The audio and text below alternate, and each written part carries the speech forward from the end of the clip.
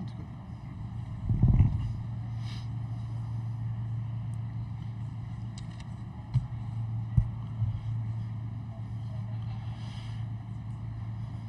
Good morning, everyone.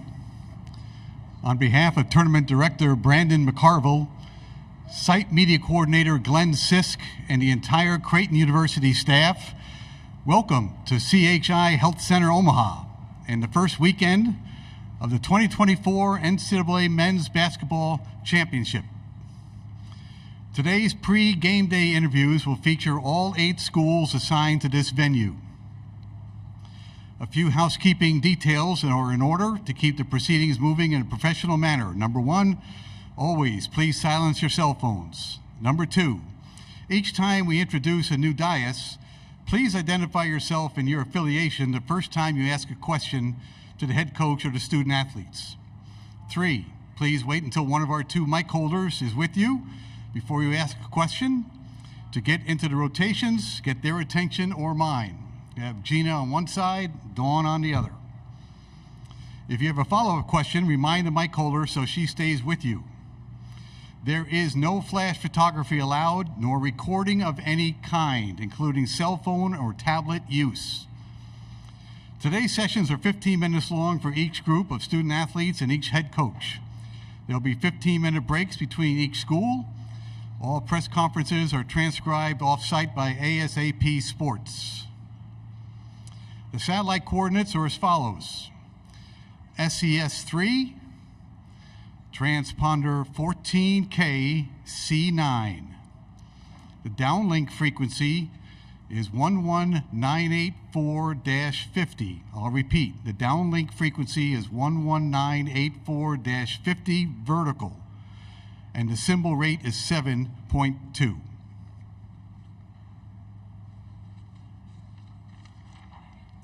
First up are the Dukes, the student athletes from Duquesne University.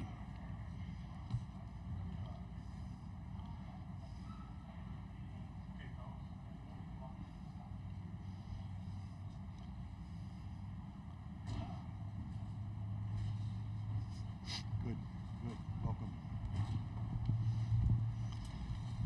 Duquesne is the 11th seed in the East Regional. They are the Atlantic 10 Conference Tournament champions. They have a date tomorrow with number 6 BYU at 11:40 a.m. The student athletes on the dais are Day Grant, Jimmy Clark III, and Jake DeMichael. We'll start right off with questions for the 3 student athletes. Right here in front. Abby, please. Abby Schnabel, Pittsburgh Post-Gazette. Hi, guys. This one's for all 3 of you. I just want to know what's been your initial reactions to getting to Omaha, finally getting to walk through the venue and everything, because I know it's a cool experience for all of you. We're going to start with Day and move to the right. Go. I think it's been a great and exciting experience, as well as emotional, because not many of us been here in this position. So I'll just say it's very exciting and just mind-blowing to me right now. Yeah, I would have to say the same. It's definitely been emotional, you know, being able to be a part of something that I was never a part of and being able to make history with these guys. So it's definitely been good. Yeah, piggybacking off what they said, I would just say it's kind of a dream come true. And I feel like this group of guys deserves it after all the adversity and everything we went through this year. So, yeah, it's been great to enjoy it with these guys. Question on the aisle. Spencer Thomas from the Duquesne Duke. So from winning the tournament to coach's announcement on Monday, can you describe just how hectic these last 72 hours have been and how you're sort of trying to ground yourselves before the game tomorrow? Is the question for all 3? Yes. All right, we'll start with Jake this time and move to the left. Yeah, it's been kind of a whirlwind of emotions the last couple of days, but again, I think it works for us in a positive way because it just bonds us closer together, increases our brotherhood, and in terms of Coach D retiring, you know, I think it kind of gives us another incentive to win this game because we want to send him out on the right way, and he's never won a NCAA Division I tournament game, so we want to get that for him. No, definitely, I'll say the same thing, honestly. You know, being able to be a part of this winning culture and be able to do something that we never done, especially with Coach, it's good, especially to be on this level, at the Division I level, being able to win. So. Definitely an exciting experience, and I'm really just blessed to be in a moment with these guys, man. And we really just want to continue to take one step forward and try to complete our goal.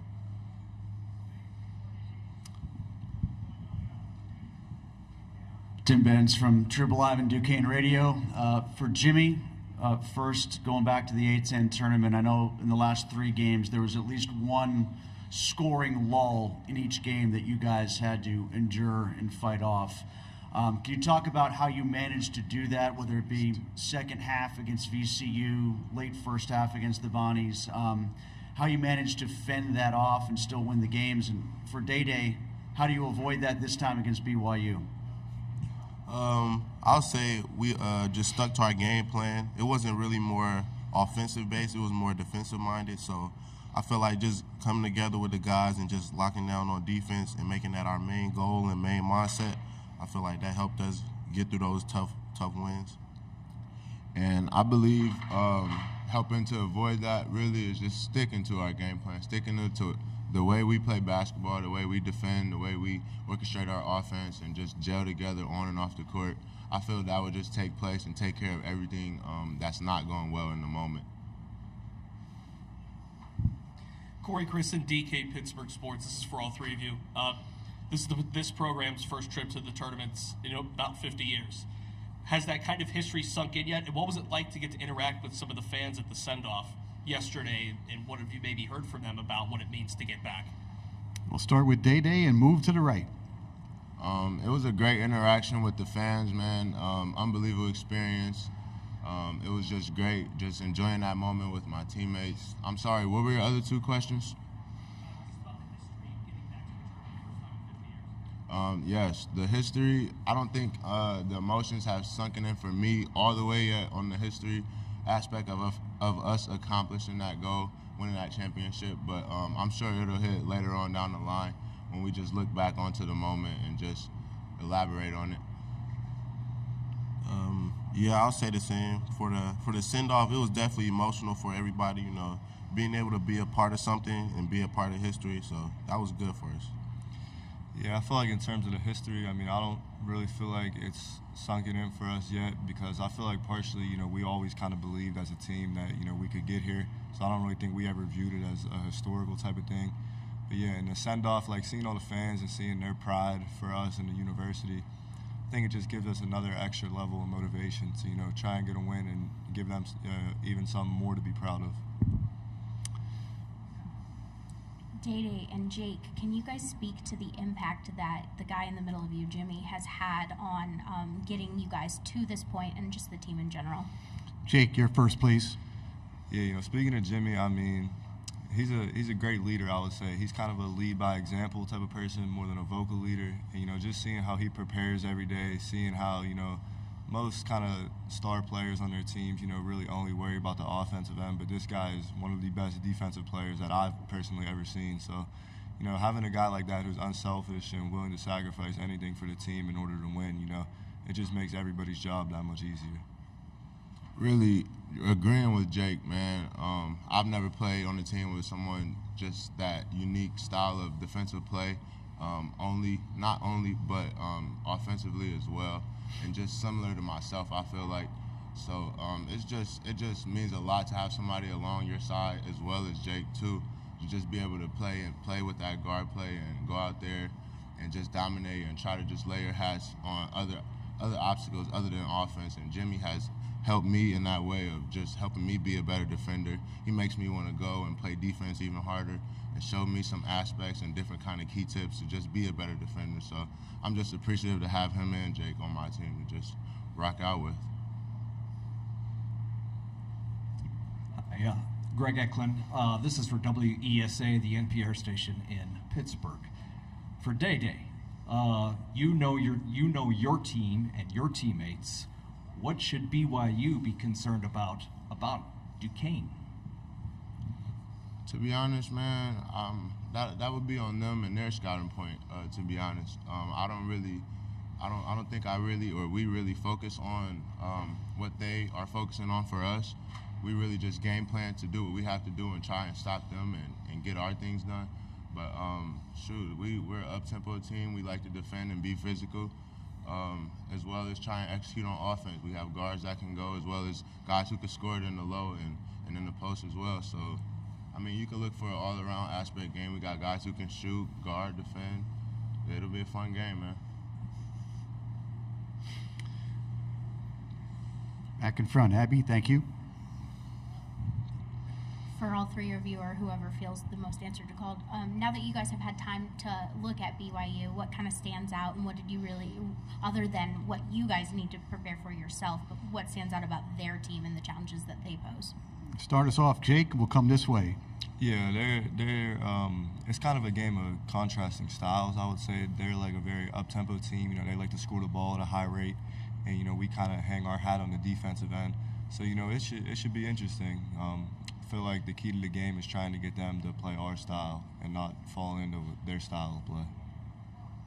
Yeah, I'll have to say the same thing. You know, just focusing on our style of play. And something that stood out to me about their team was they have a passing five-man. So I feel like if we can, you know, get a couple deflections, interrupt that type of style that they like to run and get off and run their shooters off the line, I feel like we'll be good.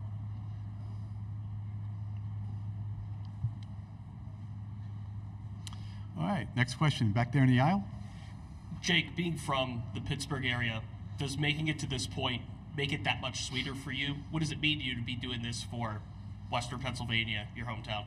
I mean, yeah, it means a lot, especially just from a personal standpoint, you know, being able to see my family at every game and stuff and seeing how much joy and pride I've brought to the people closest to me. You know, it means the world to me, and I hope that I can just continue to keep going and keep making them more proud with every moment. We have 5 minutes left in this session. We have a question right here. Stu Pospisil, Omaha World Herald. This is for Day Day and Jimmy. Each of you came to the Dukes from another school. Is this week the payoff each of you had hoped for? Jimmy, you're first, please. I'll say this is definitely the payout that we deserve. I feel like this is what we deserve. This is what we came here for as well. And, you know, just being able to come here and with different styles of play and being able to connect with these guys coming from different schools. And, you know, a lot of us were much older, so, you know, sometimes that could be a bad thing, but sometimes it could be a good thing as well with the maturity. So I feel like the maturity part played out to our favor and helped us get to this point. I also feel that this just played out very well, and that we do deserve this moment. Although the process of getting here was the all for all. I feel like the process of us accomplishing that championship and just getting here is not the end, but it is what built us and our program, our team, throughout these 2 years to just become what we are right now. And we're just living in the moment, but we're not finished in the mindset as well. This is for Jake. Earlier, you guys have talked about the history and it sinking in. With you being a Western Pennsylvania native, does it resonate with you perhaps more than your teammates? I mean, I wouldn't necessarily say so because once you go to a school, whether you're from there or not, you kind of become part of that family. So I know for these guys, you know, they feel like they're part of the Duquesne family too. But, you know, just speaking of being a Western Pennsylvania guy, it just means a lot to me. And I know going forward, you know, even when I'm older and stuff, I feel like I'll still get recognized for that accomplishment of helping bringing, you know, Duquesne back to the tournament. So yeah, it's a great and fulfilling feeling for sure.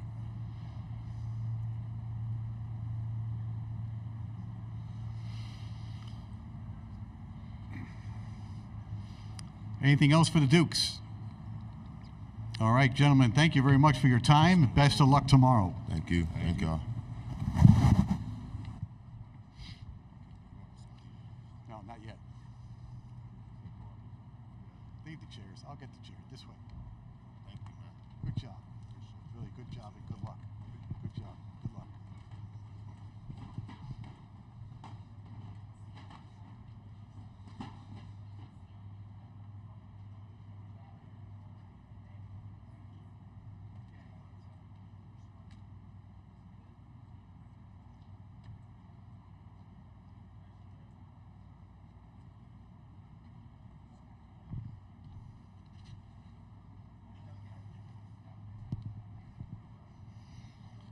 Next up at 10:35, the head coach.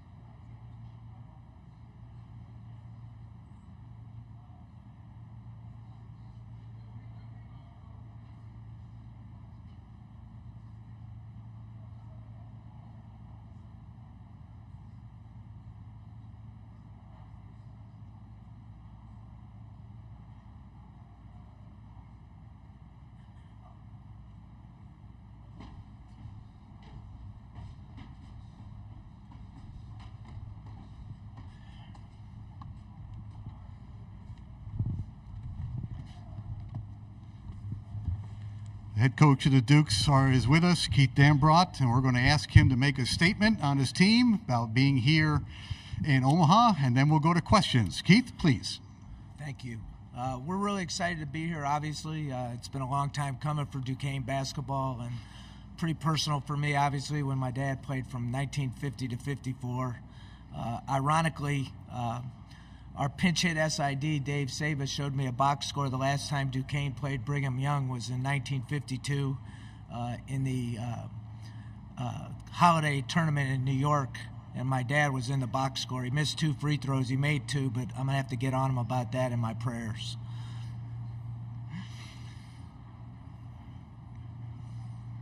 Questions? Right here in front, Dawn, thank you.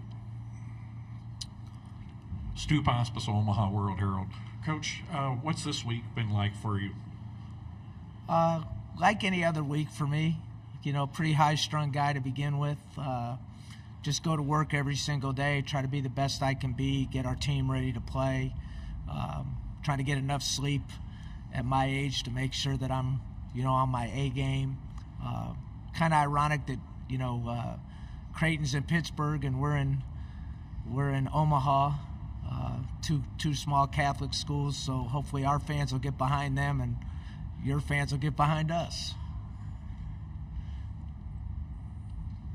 Keith, Tim Ben. I can't hear you, Tim.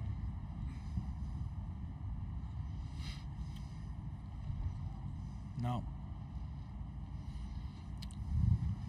How's this one? Beautiful. There we go. All right. Beautiful. Tim Benz from Trib Live and from Duquesne Radio. I asked this of the players. I'll ask it of you too. You endured in the last 3 games of the A10 tournament, in each game, at least one extended scoring lull that you had to fight through. How did you manage to do that? How did you manage to survive those lulls that you had during the trip to Brooklyn? And how do you avoid such a lull against a team like BYU that can really score? Well, it's a good and a bad thing, Tim. I mean, we've pretty much done it all season long. We've had our offensive inefficiencies at times, but it's made us better defensively. And we've known that we can win despite playing poor offense at times.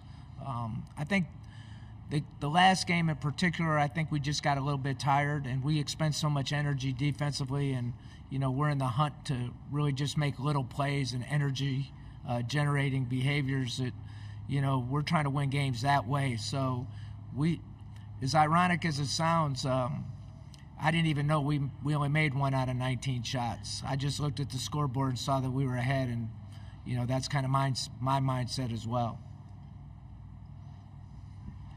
Keith, Corey Christen, DK Pittsburgh Sports. How would you describe what BYU does so well offensively, and what's going to be the major key for your team as a defense? Well, the closest thing that I've seen to BYU is VCU in our league. Very similar, 3-point oriented, very fluid, challenging because they can stretch you out, but they can also score inside with the big guy. Then the other big guy is a pick and pop guy, which puts pressure on you as well. Solid point guard, big and strong, and obviously an older team. I think their average age is 22.7 or something like that. So they're the hardest thing about them is they're mentally tough and physically tough, and everybody talks about their offense, but they're one of the best defensive teams in the country. And you can tell that Coach Pope's been around Coach Pitino, because they play like an Eastern type team, a tough, hard-nosed basketball team. So it's going to be a challenge, but very similar to some of the teams that we've played throughout the year, including like a Richmond who uses a lot of that dribble handoff type thing. So we've seen a lot of the things that they've done. It's just a matter now of making sure that we're the tougher team in the game, because I think that's probably an underrated thing with Brigham Young is they're tough and hard nosed, and they'll throw forearms into your chest and test your toughness. And I think that's probably something that people don't talk a lot about with them. Coach Abby Schnabel, Pittsburgh Post-Gazette. Jimmy gets dismissed from VCU and he thinks he's never going to play basketball again. You decided to give him a second chance, and you've spoken about that, but I'm curious as to why you decided to give him a second chance. Well, Mike Rhodes, who was a former coach of VCU, and I are good friends, so I did my due diligence and my homework with Jimmy, and Mike swore by him as a human being.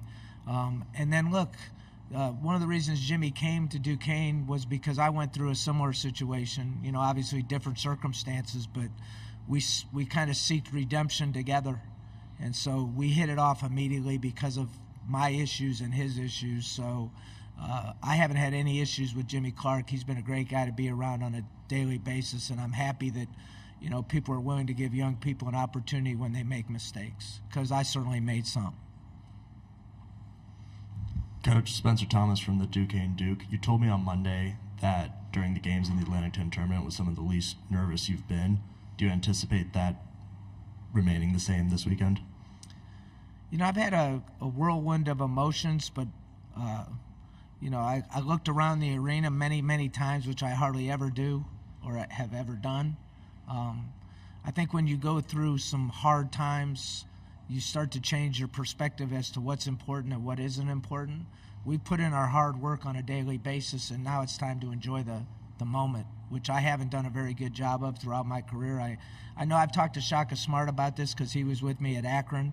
You know, a lot of time in this business, the lows outweigh the highs, and I think all I've tried to do now is to try to enjoy the highs and not worry about the lows.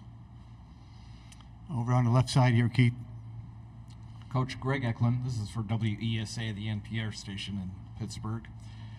With two major developments within the basketball program, one, making the tournament, and two, your announcement, how concerned were you, if at all, that there would be more attention on you since your announcement than the team? Well, I've never wanted it to be about me. But by the same token, I wanted those guys to be 100% sure, you know, what they were dealing with in the future. And so there's never any great time to announce something like that. I thought about doing it after the Davidson game earlier in the year, and then I just didn't. Dave Harper, our athletic director, thought this was a good time to do it. But this isn't about me. It's about a bunch of guys that withstood an 0-5 start in the league, you know, showed enough resilience to power their way back. And, you know, that's what it's about. Coach, you guys have become known for your defense. It's your guys' calling card. How much of a hand has Jimmy Clark had in creating that defensive identity for you guys? Talking about the Pittsburgh Steeler, you know, he steals the ball at the highest rate of anybody I've ever had, which sometimes drives me bananas because he'll take some risk. But the one thing that I know as a coach is when people have ability, you have to let them loose.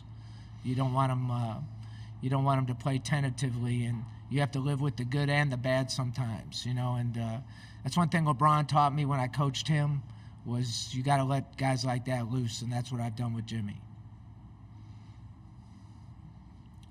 Coach, when you look back at the send-off you guys received yesterday from the city, the alumni, the fans, how much did that mean to you? How gratifying was that to see, given all you've been through with this program? Again, like I have a little different perspective. I'm just happy for the city, for Duquesne and their donors and the alumni and the school and the board of trustees and especially the president and the athletic director. Because Duquesne's been investing in basketball for a while now and hasn't had any results. And at some point that gets old and discouraging and self-fulfilling, and you want to quit or drop basketball, or you want to get out of the A-10, or the A-10 doesn't want you. Thank God Bernadette wasn't like that. But it's just nice to know that when they invested in that, you know, gutting the arena and all the money they put into the program, that they got some results out of it. So I didn't really view it as much for me or even for the players, although it's an unbelievable deal for both of us, but just for all the ghosts of not being able to play in the NCAA tournament for 5,000 years. Coach, what did you see in Day that wanted you to bring him into the program? I'm going to come right back to that. I also have to mention that this young man in the front row, Ray Goss, he's been our radio announcer for 57 years, right? He's 87 years old, and his brain's way better than my brain right now. So for him to be able to, and he wasn't there when my dad was there. I don't know why. He should have been doing it when he was 13 years old or whatever. But for him to be able to call an NCAA tournament game, to me, is a great thing. I'm happy for him. So to answer your question now about Day Grant, why I decided to bring him in. So I'm from Northeast Ohio, Akron, Ohio. Day's from Lorain, Ohio. Very similar type communities. The rubber companies kind of moved out of Akron. The automobile industry moved out of Lorain. We've made our living with Northeast Ohio guys throughout the years, all the years I've coached. We recruited him out of high school and didn't get him. He went to Miami of Ohio. And look, most of those guys that play well in the MAC and leagues like that play well in our league. And so we knew we had a good player in him.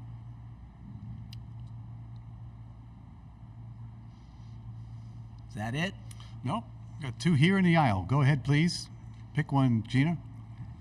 Keith, speaking of the Ghosts, your guys are playing for a campus that hasn't seen an NCAA game in 47 years. A lot of them are playing for you, playing for the staff that may replace you. How are they about playing for themselves, and how has that kind of helped them through a lot of this? I think the biggest thing with this group that I've noticed is just their togetherness, their brotherhood. I got Dr. Joe Carr here in front here, who's a sports psychologist, has been with me since I was at St. Vincent St. Mary. So that's a long time. And he's helped build our brotherhood. And this group is particularly tight through good, bad, ugly, great. They've stuck together. Like every family, we have our issues, but they've done an unbelievable job of just rallying around each other. Because really in this business, the teams that are player-driven win, and the teams that are coach-driven don't. So that's the biggest thing with this group. We're under 3 minutes to go. Questions right here. Coach, how close is Trey to being able to give it a go, and will he be able to play Thursday? Trey Williams, you mean? If it was up to him, he'd play, but we're definitely not going to play him. It's a threat to his professional career, and so we're going to keep him out. But he wants to play, but that will not happen. Anything else for the head coach? Right in front. This will probably be our last question. Mary Genrich, Pittsburgh Post-Gazette. Going back to August, Keith, did you feel that there was something special about this team going back all the way to the start of the season? So, Mary, you never know really how teams develop, what's going to happen throughout the year, how it all plays out. I think it took us a while to figure out what the proper niche was for our team. We tried to play a little faster early in the year, and now we kind of pick and choose. I've always been a defensive-oriented coach first, but I've been an inside-out coach most of my career, and this team is not an inside-out team, so it took a while for us to figure out how it all pieced together. So to answer the question, look, we thought we were going to be competitive. We thought we could play with everybody in our league, which, people don't understand how good the Atlantic 10 is. I think, look, I've been in college basketball most of my life, and I didn't even know.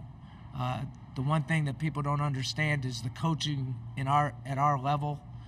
You're talking about guys like Frank Martin and Archie Miller, and we had Bob McKillop, and now his son Matt McKillop, and you're talking about Fran Dunphy. You're talking about Hall of Fame coaches. This is a league that is basketball centric and spends a lot of money on basketball, and has a commissioner that cares about basketball, and it's a tough league. So you can be very good and not be very good in the league, and so it's a difficult. Like we beat George Washington, who finished last in our league, and we had to squeak by in the last regular season game of the year. That's how good a league it is. They have good players and good coaches, and it's an unbelievable league. So to say, well, we knew we were going to be here. Nobody in that league knows they're going to be here because it's such a difficult league. And probably one of the, well, I'll say it, it's the most undervalued league in college basketball. And people don't know about it, but nobody really wants to play teams in the Atlantic 10. You got Chris Mooney, he's an unbelievable coach. I mean, you talk about the Princeton offense, he is the Princeton offense. He played for Coach. So and St. Louis, and you can go right down Rhode Island, you go right down the line. It's an unbelievable league. So to answer your question, no, I didn't know exactly where we would be, but I knew we could compete. Keith, thank you very much. Best of luck tomorrow. Thanks so much. Duquesne and BYU tomorrow at 11:40. Next up is BYU student athletes, 11:05.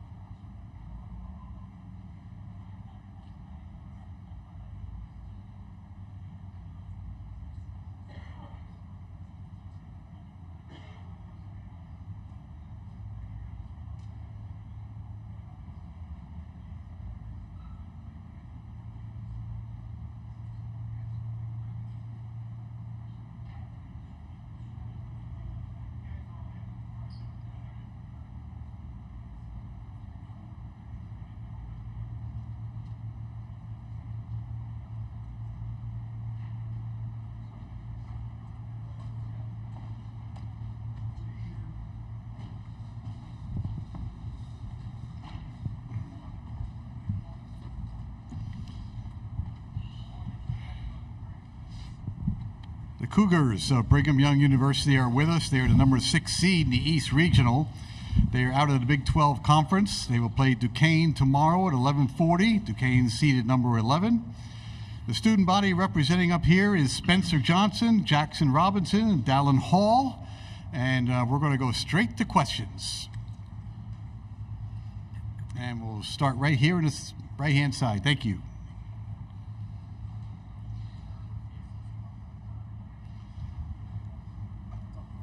Mitch Harper, KSL Sports in Salt Lake City. Guys, just want to get your thoughts on settling in and into Omaha and getting ready for the stage. We'll start with Spencer and move to the right. It's been great. You know, we got here yesterday and had a good night's sleep. The hotel's awesome. Got out and had practice this morning in Creighton's practice facility, and we got after it, and just feels great to be here, man. We're excited.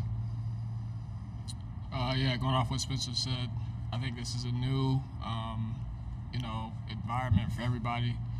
For the most part, Spencer and Trevor came, but I didn't really play. But I mean, everybody's super excited just to be able to get out here and compete against Duquesne. They're a great team, so just itching to get on the court. Yeah, we had a few fans show up to greet us when we got here, so we're excited.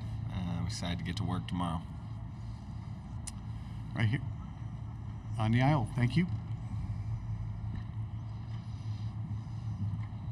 Spencer, I'll start with you on this, and anybody else who wants to chime in. And Tim Benz, by the way, from Duquesne Radio and Trib Live in Pittsburgh. You guys beat Central Florida, I remember, in a game where you won in the 60s. You don't play a lot of games under 70. Duquesne likes to live in that world.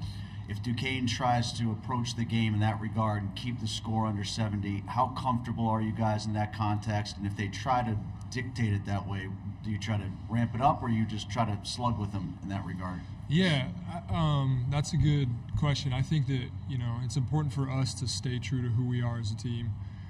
We played a couple games in the 60s.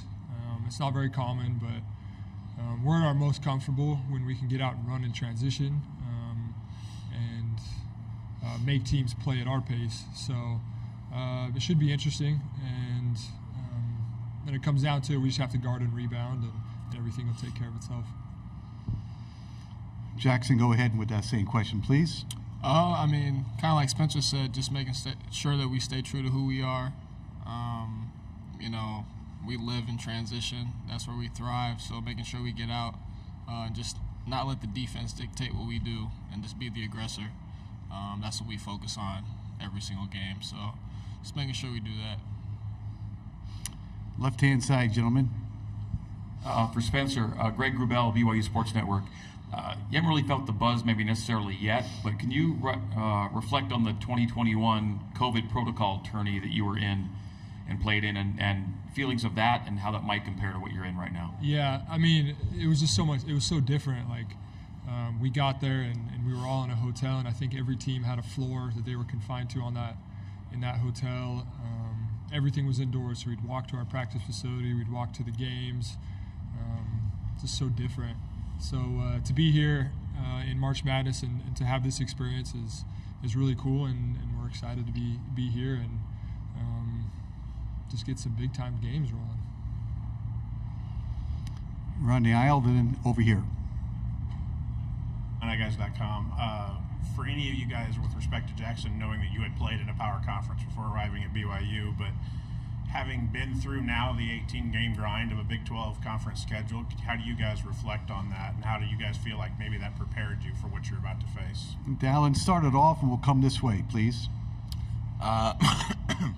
Obviously, yeah, playing in the Big 12 is a new experience. I loved it. It was a fantastic experience. We got challenged every single night. It's a super physical league, very talented, and I think it prepares us well. But then ultimately, once you get into the tournament, it's a 0-0 fresh start for everyone, and so you got to be on your A game to win in this tournament. And so we're excited to step up to that challenge. Yeah, just like Dallin said, it's March. Everything's reset. It's 0-0, both teams. So just making sure that you don't dwell on the past or look at the past and just move forward. Every game's a new game. Duquesne's a great team, so I mean, the Big 12 was a great experience, great competition. I think us three guys and every one of my teammates live for moments like that, playing against the best competition in the country. But like I said, it's 0-0, so just making sure that we're focused on the now. Yeah, agreed. Competition brings out the best in people. Sometimes it brings out the worst, but that's just how it goes, right? The Big 12 was awesome.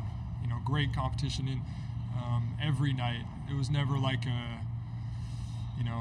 tonight's an easy game. We have tonight off. Like every game was big and it was hard and it was physical. So I think it prepares us really well. You come into the tournament here and every team is really good, conference champions or you're just a really good team overall. So we're excited. For Dallin and Spencer, how important is it getting off to a fast start for your team to function at a high level? Dallin first, please. I think it's key. We saw, the difference it made against UCF, as well as Texas Tech. Obviously, like Jax was saying earlier, we want to make sure that we dictate what we do and not the other team, and we play our game. And so we believe we're prepared. We have a great coaching staff that prepares us well. We trust in one another, and if we lean into what we know makes our team special, we believe that we'll be good for the game. Well said. We'll go to a question here on the aisle. Jay Drew, Deseret News in Salt Lake City. Spencer, obviously Duquesne's coach is retiring after this. You guys have probably heard. Their players talked about how that is incentive for them, motivation. First of all, can that be a factor on the court, that sort of thing? And then do you guys have any sort of motivation that is driving you guys? Yeah. No, I'm glad you pointed it out. I didn't know that. So I guess that could be motivating. I think for us, it's just motivating that we're here. Like, this is the first time for a lot of guys, and certainly the first time in, a post-COVID or whatever you like to call it. So we're just excited to be here, man, and just to feel the environment and the atmosphere, and that's super motivating. And we've worked so hard this whole season, this whole off season, to put ourselves in a really good spot. And so now that we're here, it's like we did all that work, but now we're here, and it's time to really show out. Right here. Hi, Brady Oltmans with the Salt Lake Tribune. Jackson, you've really thrived in that six-man role, especially this year. What is it about that role and coming off the bench that helps you kind of elevate your game to the status it has this year? Just doing whatever I can to help my team win, in whatever way that is. Coach just wanted me to make sure that whether I'm coming off the bench or starting, that I just focus on winning, and that's what I'm all about. So the accomplishment, something I'll remember for the rest of my life, but what matters to me is being in this tournament and winning with my guys. Left side, gentlemen. Greg Rubel, BYU Sports Network. Again, for any or all, does Duquesne remind you of a particular team in the Big 12, or are there individuals that in prep you're looking like he plays like this guy or that guy, anything like that in your prep? Dallin first, Jackson second. I think they're a unique team with pieces from a couple of teams that we've played, like TCU, Texas Tech. Obviously, they have their own style and their own attributes, but there's a couple pieces from those teams we've played, and they're a skilled team with skilled players, and I don't know if there's an exact team that I'd pin them as. Going off of what Dallin said, I think they got a little bit of a few different teams, especially defensively. They're a great defensive team. And there is a lot of great defensive teams in our league. So just combine a few teams.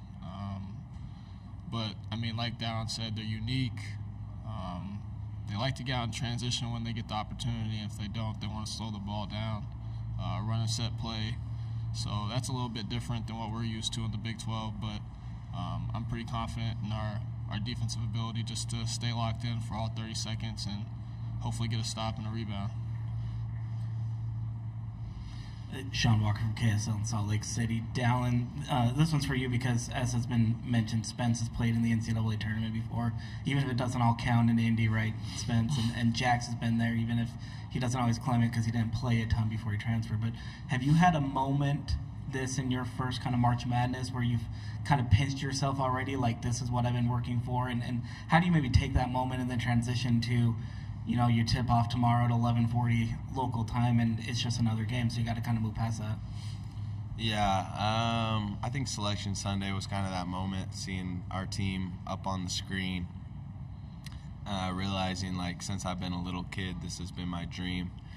And as far as, like, embracing the moment, I got some good leaders sitting next to me, some in the locker room, and a coaching staff that has prepared me this whole year. And so I'm leaning on those guys and then just trying to embrace the moment. That's what I've always tried to do my whole life, is just enjoy it, be present, and focus on the process, because that's what translates.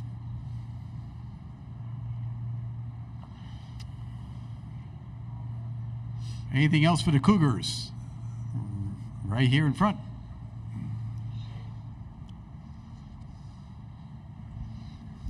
Mitch Harper with KSL Sports again. For all you guys, Duquesne's coach spoke earlier, was impressed with your guys' physicality. Said you guys kind of have a little bit of East Coast influence from Coach Pope's days with Coach Patino. How much do you guys pride yourselves on the physicality that you bring on the defensive end?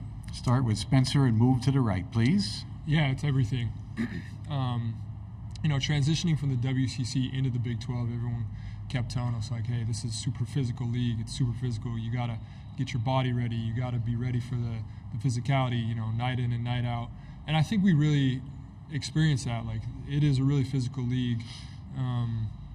But we had such a great year, and we definitely overperformed in what people thought we were going to do.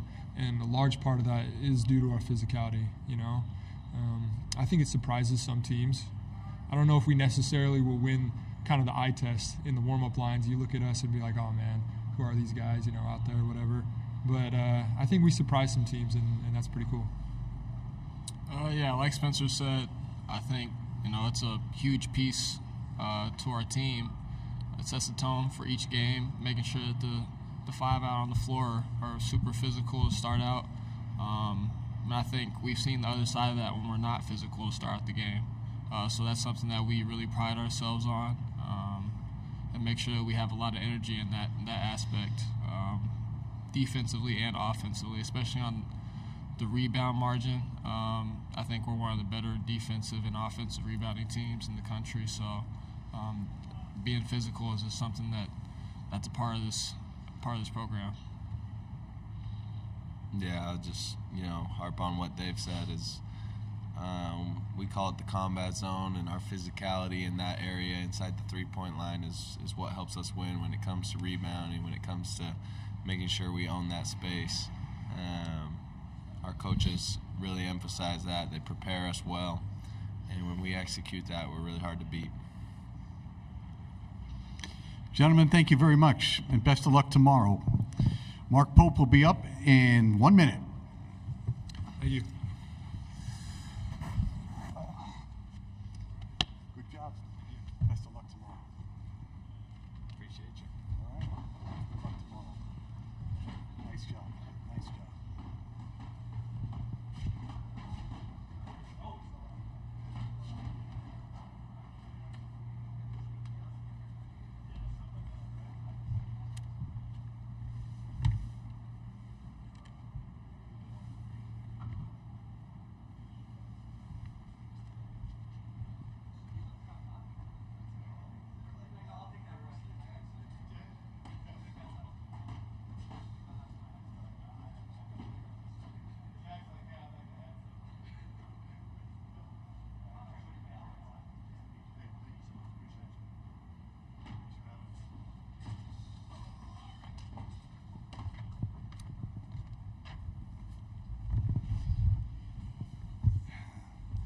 The 11:20 to 11:35 slot is filled with Coach Mark Pope. We're going to ask him to make a statement on his team about being here in Omaha, and then we'll go to questions. Mark, please.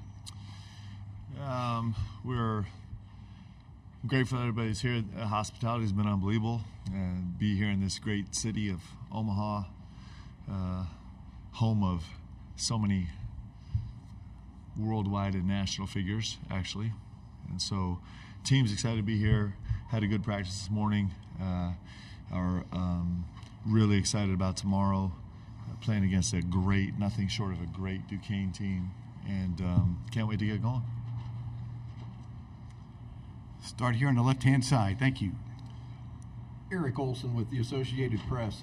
Mark, with Ali fasting, coming out of the Big 12 tournament, is there any adjustments being made? Did he learn something from that as far as making sure his body's right for this, that maybe he was able to get out of the Big 12? Yeah, I think we're getting more comfortable with the schedule, more comfortable with the diet, more comfortable with kind of the first thing he eats in the evening and kind of how he rations it out. And I think in general, this is his first time where he's been in competition during Ramadan, and so I think he's just become way more comfortable with it. And so he's had a little bit more juice every day. He's adjusting to it, and I'm super proud of him. He's an incredible example of faith and devotion, and he's feeling better every single day. On the aisle. Matt Stevens, Illini guys. Mark, now that you're beyond the 18-game slate of a Big 12 schedule, as you made your transition from the West Coast Conference, how would you describe that? And take me back to what you thought was most important for you and your staff to get you guys prepared for something like that. Before we jumped into the Big 12, I always used to say it was terrifying, just the prospect of it. And after the 18 games, I totally concur with that assessment. It's terrifying. But it's also awesome. It's just as a competitor, it's what you dream about, is the opportunity to play against great teams every single night. And listen, there's a lot of great teams around the country in all different conferences at all different levels. It just so happens the Big 12 just has a bunch of them stuffed together in the same collection where you see them every single night.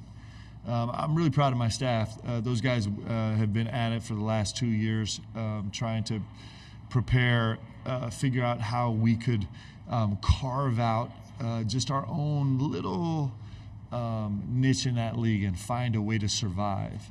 And we'll continue to grow in that process, but I'm really proud of what the staff and certainly our players were able to accomplish this year in our first year, and hope to continue to grow in that way. Right here in front, and then we'll go on the aisle here. Gina, thank you. Mitch Harper, KSL Sports in Salt Lake. Mark, how would you assess the preparation, readiness of the team entering this moment that they've been chasing for years? Yeah, we feel good. We haven't changed a lot. We really don't believe in reinventing the wheel, rolling the tournament, because this is what we've been preparing for all season long. I think our guys are loose. I think they're full of energy. Certainly they're going to feel all of the juice that comes with playing in this tournament. But I think they're pretty prepared to deal with those emotions. And I think we're just so eager to kind of race out and kind of jump in the fray of this tournament and see what we can do. I feel like our guys are in a good spot. Mark, Tim Benz from Duquesne Radio, also from Trib Live in Pittsburgh. Regarding Clark and Day Grant of the perimeter, obviously the offense largely goes through them. From a defensive standpoint for you guys, how do you best account for those two? And then in terms of the inside game that they also add, what do you look for them? Because Coach Dambrot has said they're an outside-in team, which is not what he usually has. Yeah. Those two guards, I have no idea how to slow them down, actually. So we'll just see if we can do our best. They're explosive. They score at all three levels. They make plays for their teammates in huge ways. They can make plays off the bounce. They can make plays off the catch. They can make plays cutting.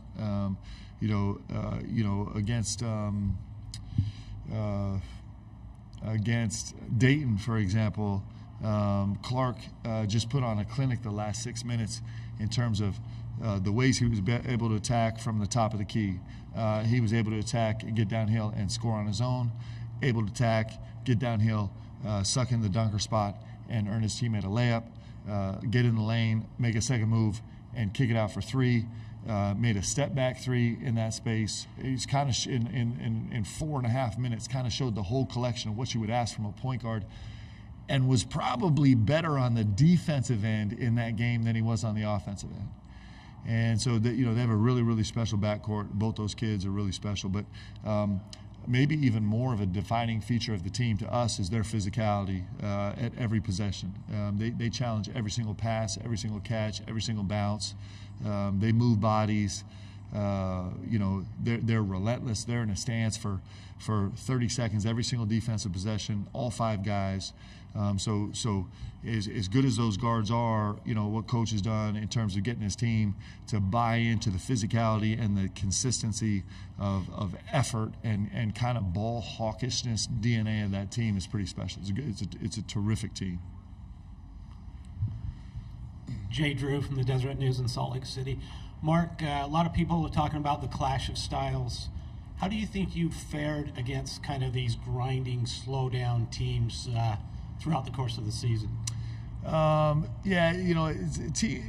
It's hard to characterize teams because Duquesne will get out and run. When they have opportunities off steals, off misses, off opportunities, they get out and run as good as anybody in the country.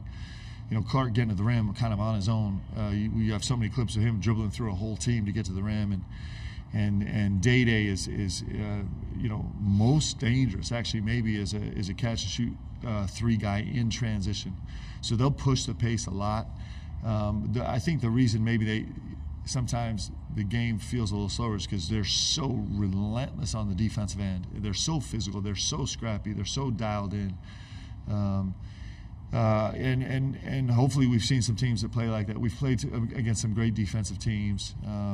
We certainly have some that we played against in our league and in our non-conference, but they definitely pose a challenge for us, and certainly the pace of the game is going to be something we're going to have to deal with. The pace of the game, not just pace of the game is not just running up and down across half court.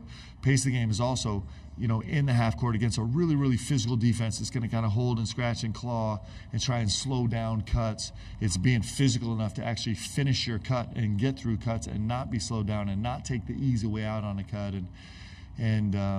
So the pace of the game is still going to be a massive point of emphasis, even if that doesn't mean we're flying over half court every 15 seconds. We're going to back, and then we have 2 questions up here. Gina, go. Greg Grubel, BYU Sports Network. First up, I do count you among the nationwide and worldwide luminaries from Omaha. There we go. So you know. I appreciate that. Yeah. If you guys looked at the list, we all know the list, right? You and Warren Buffett primarily, and then Warren Buffett, The Godfather, Malcolm X, Bob Gibson. I mean, the list of Omaha, I'm telling you. Fred Hoiberg. Yes, the mayor. Fred Hoiberg. Okay.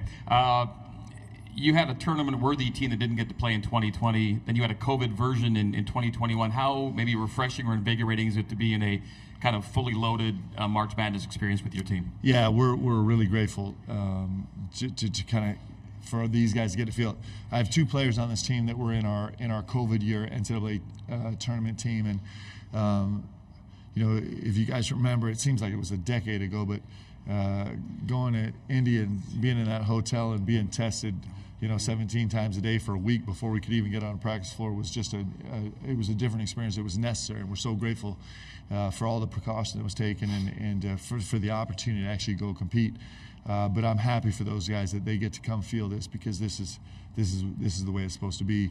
One of the beautiful things about March Madness is sharing it with, we got to the hotel last night, and there's a big contingent of BYU faithful from the state of Nebraska and visiting states that was gathered at the hotel, and all of that is part of, it's a part of what makes March Madness great, and so I'm glad the guys get to enjoy that.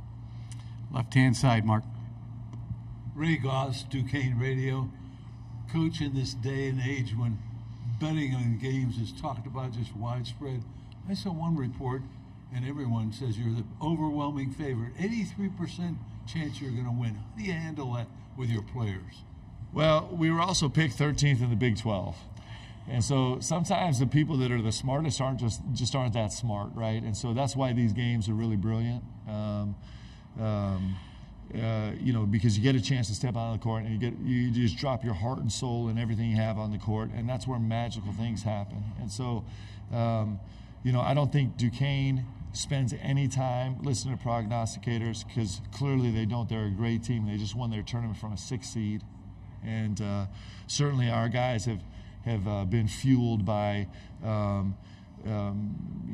maybe outside voices questioning what they could do or what they could become. And I think that's the beauty of athletics, right, is because we get to get on the floor and settle it. And that's why all of us that are going to jump into this arena tomorrow, not just us and Duquesne, but everybody else, loves this opportunity to go prove that we're something that people don't think we can do. And so I think it's awesome for fans. I love all the media coverage. I love all of the excitement about the games and all the prognostications. But we live a little bit of a different life in the arena, and we just get to go get to go fight it out and see what really is going to happen. We're under 3 minutes to go. We have a question here. We're going to go to this side, then we'll see. Go. Mark, Brady Oldman's helping out with the Salt Lake Tribune. Just following up on something about Ollie. How are your feelings on how the NCAA handled it? Like, would you have rather have had a night game as opposed to an early game with him, with his diet and Ramadan regimen? Yeah, we're a pretty faithful organization, and so I think the NCAA, I wouldn't expect them to kind of address this issue for us at all, which is fine. I think part of the built-in part of faith is that you kind of press forward with your acts of devotion, and it's inherent in that you have faith that God's will is going to be done. And so I don't think Ollie's asking for any handouts. I don't think any of our players kind of in their faith walk are asking for any accommodations or handouts. I think that kind of defies the point of it one of the beautiful things about acts of devotion, which all of our guys on our team are incredibly familiar with, is that you kind of put your offering on the altar, so to speak, the figurative altar, and then you trust that that God's will is going to be done, and that's pretty special. I think Ollie definitely lives in that space, and he's a believer. We've said this a lot. We're a team full of believers, and so we're not necessarily looking for unique accommodations. Final question right here on the right. Sean Walker from KSL in Salt Lake. Coach, I don't really know how to transition away from that, but I did want to ask you about your point guard, Dallin. Yeah. I tried to pull up some numbers to look smart here, and I'm surprised that he's not playing 36 or 37 minutes a night. Just how has he performed down the stretch of the season for you, especially when it feels like he doesn't come off the court so much? Yeah, Dallin is like so many of our guys, has put together a really special season, and it hasn't been it hasn't been perfect, thank goodness, because that would be so boring. But he has a unique ability to raise up in crucial key moments and settle our team and make big plays. What he's done in terms of a ball control point guard, facing what he's faced all season long, knowing that he's such a key guy to our roster with teams trying to attack him has been extraordinary. And for him to do it as a sophomore, is still a very, very young player. It really is incredible to watch him and our other players grow. Even from the beginning of the season, the growth you've seen, and certainly from last year, the growth we've been able to see. And Dallin is certainly on that train too. He's had a terrific year, and he's really hungry to find some way to, put together a great performance tomorrow and try and keep playing this game. Thank you, Mark. Best of luck tomorrow. Appreciate you guys. Dukes and Cougars at 11:40 a.m. tomorrow. Up next is Morehead State at 11:50.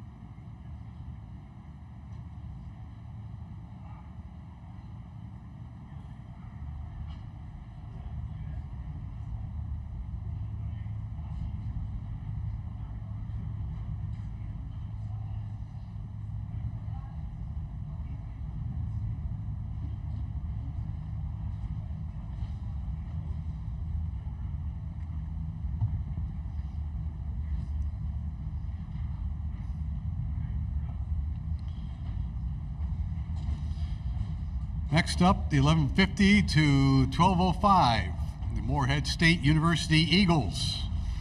They are number 14 seed in the East Regional. They are the co-regular season champions and Ohio Valley Conference tournament champions. They will play number 3 seeded at University of Illinois tomorrow at 2:10 p.m. The men's basketball contact is Matt Shabert, and on the dais is Jordan Lathan, Drew Thielwell, Riley Minnix, and Khalil Thomas. And we'll forego the opening statement and we'll go right to questions. Start here in the aisle. Thank you.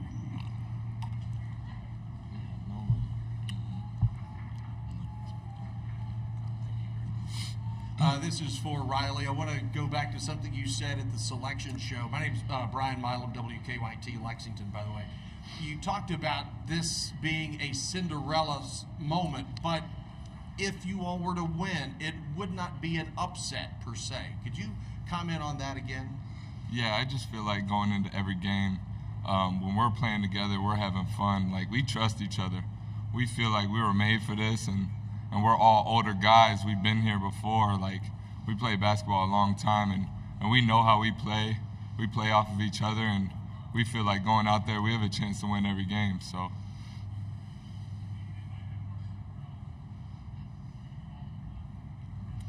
Question on the left-hand side, gentlemen.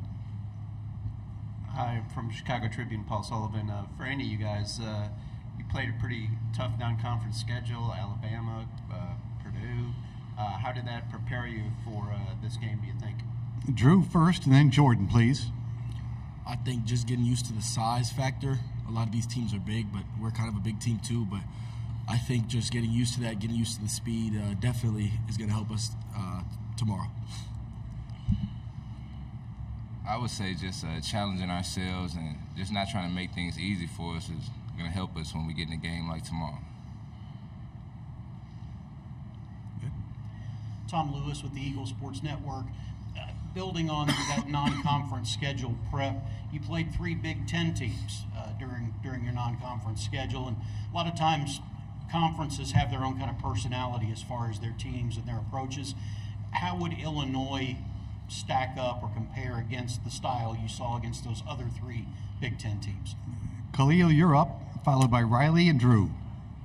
Well, you know, the Big Ten Conference is a real great conference, competitive conference, a lot of good teams. So I think the teams that we got a chance to play against, the Purdue's and the Indiana's, like that was a great test for us, and it definitely will prepare us for tomorrow and have us to the point where it's not so much of a shock when we get on the court against those guys, and it will be more just another game. I feel like going back to what Drew said a little bit with the size factor, I feel like getting to play those guys, we're not intimidated anymore. We played 3 of them from the Big Ten, as you were saying, and we just go out there and do what we do. We know we were in the game against Indiana, and we feel like earlier in the season we didn't have things figured out. But where we're at right now, we're very confident, and we feel like we can play with anybody. And I think they're going to have to go into this game honest. You know, we played Indiana, we were up pretty big at one point, and we just let the ropes go. But they're going to look at that and be like, this team, it's a formidable team. So, like, they're not going to go into this game like it's an easy win. So I think we'll be ready for them. David Patrick, Morehead State Video. Guys, beating Clemson last year in the NIT, especially for Drew, you had to dig out of a hole early. You got behind, you came back and won the game. How important is it tomorrow to not play behind the 8 ball and to get off to a good start and not have to rally? Yeah, I think we started off 10-0 actually. But again, like, we had guys, we went in that huddle, that media timeout, and we didn't flinch. We knew what we could do, and we proved that. But starting off tomorrow, we definitely have to start off strong, and we have to make sure we gain a lead for sure. We'll have Jordan answer that question as well. How important is it not to get in a hole? Khalil, you want to take that one? You played in that game, so I'd rather Khalil get that one. Yeah, I mean, especially in a time like March when the team gets confidence, if they get up big, it makes the game a lot harder than it needs to be. So I think for sure, like, we had a few games this year where we had some slow starts, and we just this is not the time for that. So we need to make sure we're on our A game tomorrow. This is for Drew and Jordan. At the beginning of the year, you lose Mark Freeman, who was the preseason OVC Player of the Year. What did that do to you then? How did you recover? And then to see Riley become the OVC Player of the Year. Jordan, you're first, then Drew, please. It was tough. It happened in the pickup game, and we really didn't expect it, and we was hoping he could come back. But we always had a next man up mentality, and having somebody like Riley come in and be another Player of the Year for us was huge. And I think we just kept our confidence and kept believing in each other, and that's really where it starts. And then I'll say, I always say this, Mark's like my older brother. So it really hurt me, and I was really sad about it. But I knew that these guys right here, it was just always the next man up. And I knew that, some nights it's going to be J2's night, some nights it's going to be Riley's, and some nights it's going to be Khalil's. But I knew we had something special with Riley that not a lot of people knew about. For anybody up there, Matt Stevens with IlliniGuys.com. Having seen Illinois on tape, do you guys feel like there's a pace or a style that this game has to be at for you guys to get a W, or do you guys feel like you can play any kind of way and maybe come out of this thing? Jordan first, and then Khalil, please. I think in a game like this, you don't really want to play their style. We want to play our style and do what got us to this point. And I think if we trust in each other and trust in what the coaches tell us and follow the scouting report, I think we'll be right where we want to be. Yeah, we definitely can't let them control the game. We have to be the aggressors from the jump and try to, like he said, make the game our game. It's a lot harder when they get to play confident in their style of play. Tom Lewis, again, Eagle Sports Network. After you won the OVC tournament championship, Coach Bradlin used the term faithful to describe this team, a faithful group. And I know faith is incredibly important to at least a couple of you. Drew even getting baptized before starting postseason play. Talk about the importance of faith in the context of where you are right now. Riley and Drew, please, in that order. I would just say, this has been a dream come true, and none of us, 4 of us, 1 through 15, everybody on our team, we wouldn't be here without God. He's the reason. He's our strength. He's what keeps us pushing. He's what brought us together and has allowed us to love each other. Without him, none of this would be possible. So I feel like we're a very faithful group, as Coach P was saying, and we pray before every game. We trust in him every chance we get, and it shows on the court. Yeah, going off of that, I think all the guys up here can say we give all the glory to God. And I hope that when we play tomorrow, we can show everyone in the world that we're playing for him and something bigger than just basketball. David Patrick, Morehead State Video. Guys, talk about the specialness, and any of you can elaborate that, of being here, taking it all in, but at the same time you got a basketball game to win. How do you balance that, being your first trip to the NCAA tournament? All right, we'll go to Jordan, then Riley, then Khalil, please. I think it's a special moment. I think we're all happy to be here and proud to be here, and I think it's something that we knew that we could accomplish. And I feel like with us, we don't feel like we're done. Like, we don't feel like we're finished or we accomplished what we set out to accomplish. So I just think having that hunger, having that will to win is gonna help us tomorrow. Yeah, I feel like, as I said earlier, it is a dream come true. Like, all of us as children dreamed of being at this moment and at this stage at the highest level of basketball, but at the same time, we don't continue to think of that. Like, we continue to think of the brother next to us, the teammate next to us that we play for, and a big motto that we've brought into this, our conference tournament, is just having one more day. And that's what I feel like is continuing to push us and allowing us to compete at our highest level without pressure. It's just, we want to play one more day together. Like, we love each other, and we're willing to do whatever it takes to have just one more day. So yeah, I think the biggest thing is definitely the one more day piece of it. I've been having so much fun. I just don't want this to end. So I think the balance of, trying to have fun, which basketball is supposed to be fun. So I think it's a balance of having fun, but then at the same time, it's like we got to lock in. Like it's like you said, it's another game, and it's one of our most important games. So it's cool, but like you said, just one more day. That's the push. We are under 4 minutes to go. We have a question right on the inside aisle right here. Brian Milam, WKYT Lexington. Inside Johnson Arena, there is a huge picture of DeMonte Harper in 2011 hitting the shot to beat Louisville.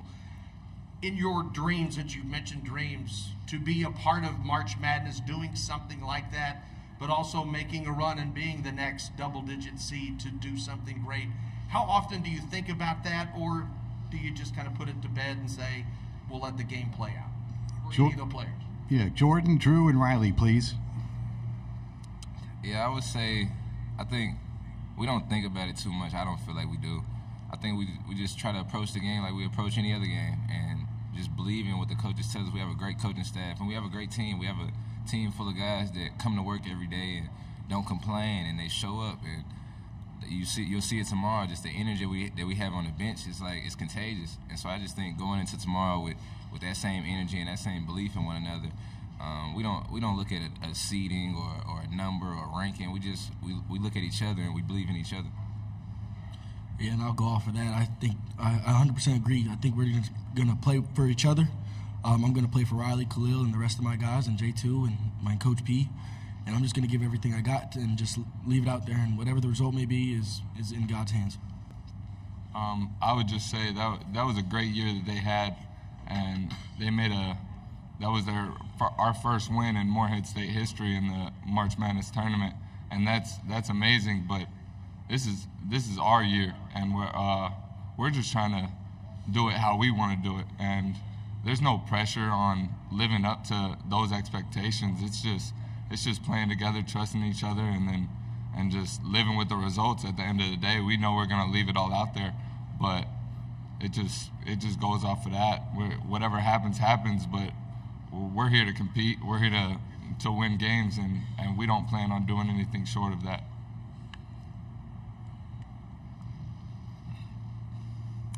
Anything else for the Eagles of Morehead State? All right, gentlemen, we filled the entire 15 minutes. Congratulations. Great job. Thank you. And good luck tomorrow. Thank you. Appreciate it.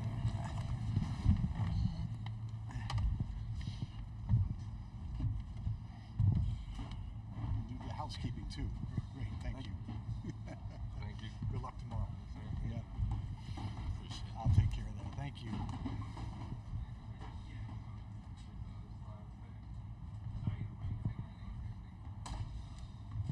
They're keeping it.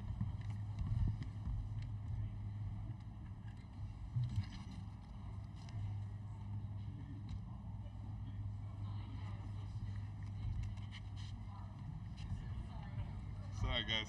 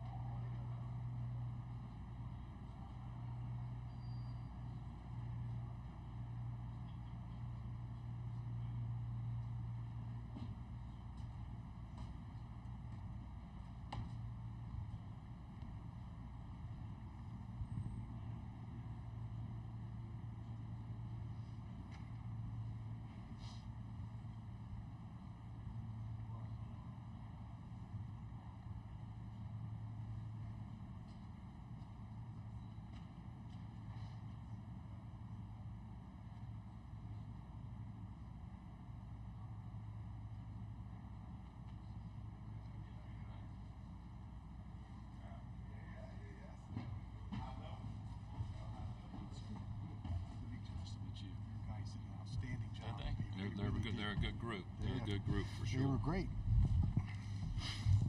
All right. All right, the 12:05 to 12:20 slot is filled by Preston Spradlin, the head coach of Morehead State. We're going to ask him to open a statement about his team, about being here in Omaha, and then we'll go to questions. Coach, please.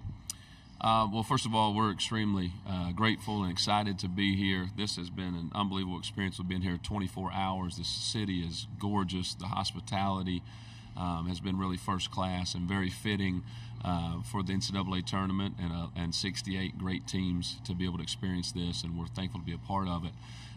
We have an unbelievable group of guys, as I'm sure you got a chance to see by talking to only 4 of them. They're a faithful bunch. Their chemistry is very real.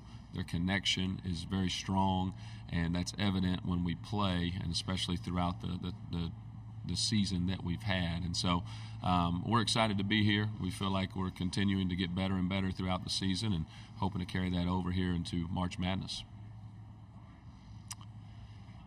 Thank you. Questions? Let's start here on the inside aisle. Gina, thank you.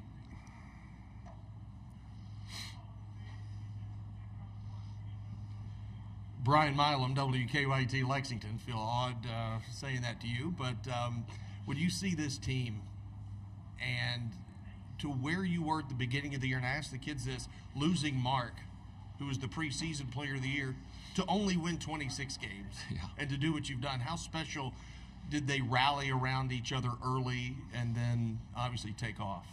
Yeah, that's a great question. I think anytime you talk about this season, you want to look at the full scope of our journey in order to tell the whole story, right? So I appreciate that, Brian, starting off with that question, because at the end of the day, basketball is the greatest teacher of life. Okay, it really truly is, and I don't mean that as a slogan, and so that's very important to how we approach our day as a staff and as a program, and we take that very seriously. And I think as a head coach, I believe your players are going to take on your identity, okay, and however you respond to things, whether they're positive or they're negative, is exactly how they are going to respond. And so we talk about the response of this team a lot. Right? You're not making shots. How are you going to respond? You turn the ball over. How are you going to respond? You could make a mistake. And if you walked in our locker room right now and asked our guys, any of them, what's the most important play in the game of basketball, they would all tell you the next play. And so that's how we start every first team meeting with every team, and we live that out no matter what the adversity is, even if it's losing the preseason player of the year in Mark. And so 2 weeks before the season began, we lost Mark, but it was very much a next man up mentality. We knew how good this team was with him, but we also had a great belief how good this team could be even without him. And so we had guys step up. You know, you had Andrew Thelwell take over the point. He is our point guard, right? But he had to step that up a little bit. He needed to pick up his scoring a little bit in Mark's absence. Jordan Lathan had to become, instead of learning everything at the 2 and the 3, he had to become the 2 and the 1. Same thing for Khalil Thomas. All of those guys sliding up the depth chart in terms of their position and their responsibility. That's a great challenge.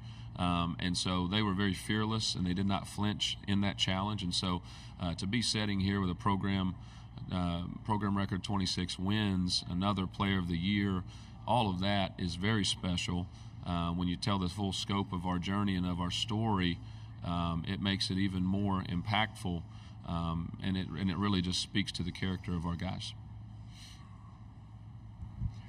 Jeremy Werner, 24/7 Sports. Preston, you've played a couple of Big Ten teams this year. What are the unique challenges that Illinois will present you tomorrow? They're really good. This will be our 4th Big Ten opponent here that we're playing, and we fell just shy of. We really wanted to win that Big Ten South Division title in those 3 games, and we didn't quite get it done. So we get another chance to. All of those games provide you great experience, right? You look at in the first 5 days of the season, we played at Alabama, we played at Purdue. Then we go to Penn State, and then about 5.5 weeks later, we get a chance to play at Indiana. And so the growth that our team made from the beginning of the season in November to the end of December when we played there was phenomenal. It was astronomical. And so we came up just short at Indiana, a game that we could have won easily, or not easily, but 1 possession, 1 rebound, 1 shot away. But the message in the locker room after that game was, look how far we've come in the last 6 weeks, the growth that we've had. Let's understand why that happened. We just focused on how do we get better. each and every day, each and every drill, each and every rep, every opponent. And that was our focus, and it brought us to this moment sitting here in Indiana's locker room with a 1-point loss that hurts. Stay with it. Keep believing. Keep your focus on each and every day and on each other and just getting better. And when we get to March, we'll be rewarded with another opportunity against a team like this. And the belief is going to be that we're going to be ready to finish the job. Right here we are. Couldn't have written it any better. And so we're excited for the opportunity. Illinois, phenomenal team, right? Anytime you finish second in the Big Ten, that's quite a feat. To win their conference tournament is another great one. So they're playing with great momentum. They have great confidence. They had 3 great performances in Indianapolis where they were down double figures and fought back. So that makes them very dangerous at this point in time, to go along with the fact that they're talented, they're big, they're physical. But we're excited for the opportunity. They have great size and physicality. Brad does an unbelievable job. A lot of the ways that they win games are the same way that we do. And so it's going to be a battle of, can we eliminate the easy baskets with these guys, right? Can we negate how big and athletic they are in transition? Can we keep them off the glass and keep them off the foul line? I feel like if we can do those things, we'll have an opportunity for our defense to really shine, and we'll be right where we want to be at the end of this game. Matt Stevens on the line, I guess. Preston, to that point, do you look at Illinois and feel like there's a style and a tempo that this game has to be at for you guys to be successful tomorrow, or are you malleable enough that you can play any other way, knowing that Illinois likes to get out in transition with Terrence Shannon? Yeah. Again, people always say, man, Morehead State plays slow. I don't know if that's exactly our mentality. We play very deliberately. We haven't quite had the depth this year due to injuries like guys like Mark and Trent Scott, that we couldn't play quite as fast as we'd like to. And so, we're going to run, okay, when we have our chances, especially you need to do that against a team like Illinois before they get their defense set. But at the same time, we're not going to, try to extend them, give them too many possessions, because they're electric in transition. Terrence Shannon is, they're going to find him, right? They will kill their break to get him the basketball because he's that good in transition.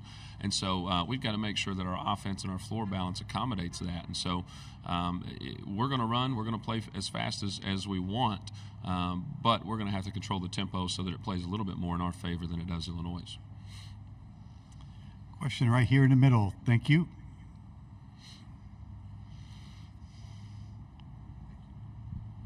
David Patrick, Morehead State Video. Preston, it's well known the last 4 years, incredible success. Obviously, you got, not only is this team battle tested, this program is battle tested. The most Division I wins in Kentucky easily over the last 4 years, 9 postseason wins. Again, that's easily number 1. Talk about not just the confidence of this team, but the confidence of the program. You expect to win, and that's a credit to you. Well, thank you very much. That means a lot, right? The state of Kentucky is a basketball state. You don't have to live in the bluegrass to know that basketball means a lot throughout our state. So for us to be at the top in number of wins in the last 4 years and postseason wins, that's a very impactful stat right there, and we're very proud of that. But yeah, that's the expectation, right? That's the expectation when you step on that court, is to win every single game, and those numbers are a reflection of the proof that it's possible. And so we are a battle-tested group. We played 9 games this year without a starter. 8 of those were in conference play. We went 6-2 without a starter in conference play. So if you look at it and you say, wow, what extra adversity have you guys been through and come out on the right side of it? There you go. And so this group is not afraid of anything. They're not going to be intimidated by seeding, by a conference, or any of those things. We're going to go out and we're going to play our game, and we're going to do the things that's gotten us to this point right now, and we're going to do them at a high level and have a lot of joy while we do it. Right-hand side, Preston, right here. Scott Ritchie, Champaign News-Gazette. Probably safe to assume Terrence Shannon, Marcus Demas maybe at the top of your scouting report. Is there someone else on the Illinois roster that's maybe caught your eye as you've prepped for them? All of them really. I think they have a lot of depth, right? They're going to play a lot of guys, and so personnel and matchups is going to be really important as to the size, the tendencies, who shoots it, what are they trying to run to get those guys to those certain spots. You know, I just think they all offer a different challenge, right? You know, they've got big guys that can shoot it. They've got, you know, big guys that handle the ball that don't shoot it, right? They've got a point guard who's not necessarily a breakdown type of guy, and he'll do as much posting up as any of their 6'10 guys will do. And so, you know, without naming names and tipping our hat as exactly how we're going to attack these guys, you know, you've got to do a great job with their personnel and applying that. But at the same time, the challenge is, as fast as they play, you're not always going to get the matchups that you want, our player on their player. So it's going to be everyone's responsibility to make sure that you're closing out tight to the guys that shoot it. You're not closing out to the guys that aren't looking to do it. And so, again, it comes to trying to not allow them to play to their strengths, but trying to expose their weaknesses. We're under 4 minutes to go. Questions right here. Thank you. Preston, this is kind of about the transfer portal era. I hear a lot of coaches at the mid-major and the low-major level like yourself talk about, well, if I have a really great player, he's just going to leave me. And I know that you have two players, a starting big at Auburn and a starting guard at South Carolina, that have come from your program. And I'm curious how you've been able to manage the transfer portal and make it work for you and make it work for Morehead State. You know, I think obviously the game is changing, the landscape is changing, the rules, you throw in NIL, all of these things. And so you got to figure out a way that you can adapt but not sacrifice who you are. You know, each of those guys that you mentioned, you know, we sat in their living rooms with their families when they had very few offers, and we made a commitment and a promise that we were going to take care of their sons. And we were going to develop them, not only on the court, but off the court and as men, and that our relationship was going to be very real with them. We're not going to go back on that because they got a different opportunity and they're wearing a different color jersey. So there's no bigger fans of those two guys than Morehead State and my family, and it's very real, and we stay in touch with those guys. And so being able to navigate the portal, you know, a lot of people will say, hey, as your tactic to recruit a high school kid and say, hey, come here for a year and we'll get you to an SEC school. Absolutely not. Those things speak for themselves. They're there.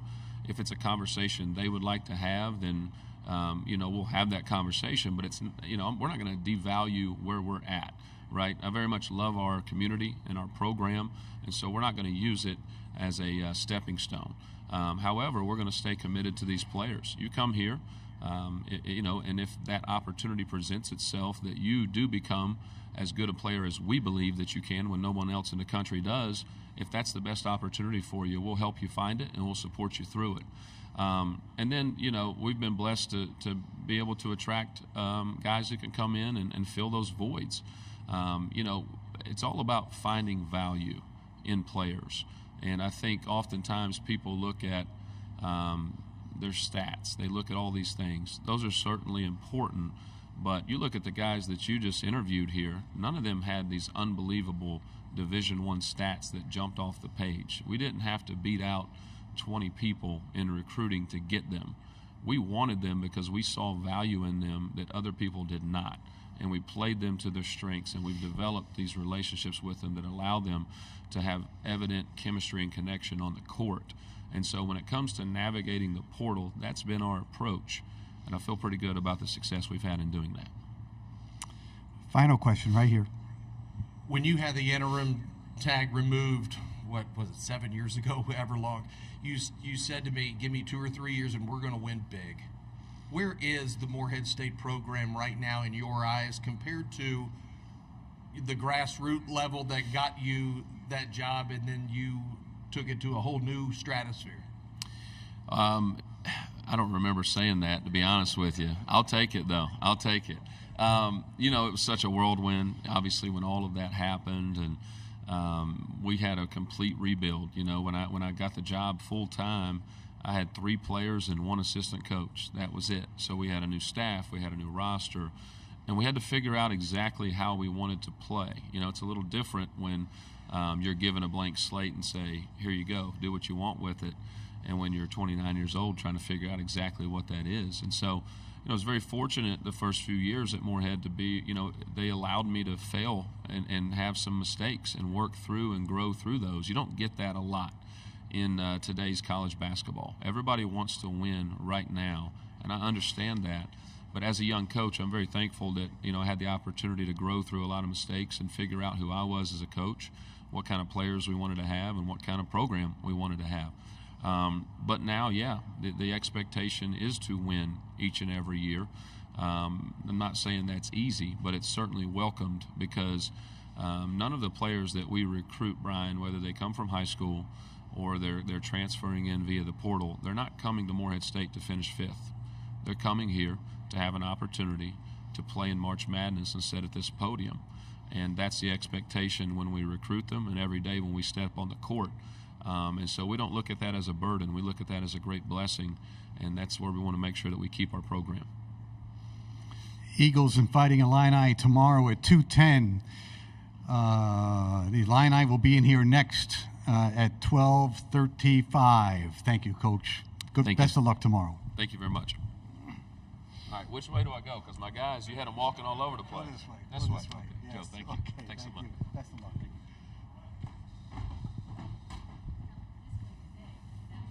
Yeah.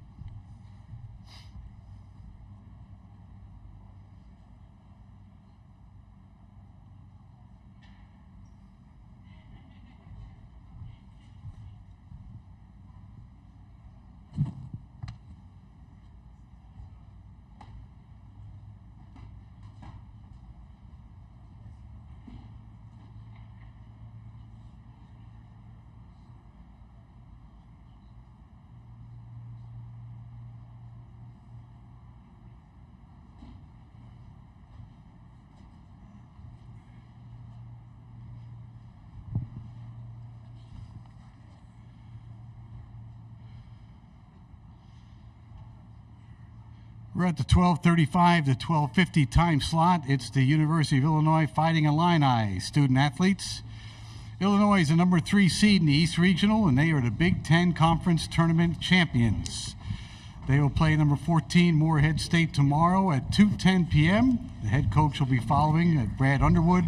Derek Burson is the men's basketball contact this weekend. And on the dais, we have Coleman Hawkins, Marcus Damask, and Quincy Guerrier. And we're going to go right to questions for the 3 Illini on the dais. We're going to start here right in the middle. Thank you. Marcus, I know first time in an NCAA tournament, part of the reason you wanted to come here was to play in this. What's it mean to get here, and what's it been like to be here? Yeah, it's exciting. You know, obviously I came to Illinois to play in big games in March, and we're here and we got a chance to win big games. So it's exciting, and we're just focused on getting a win.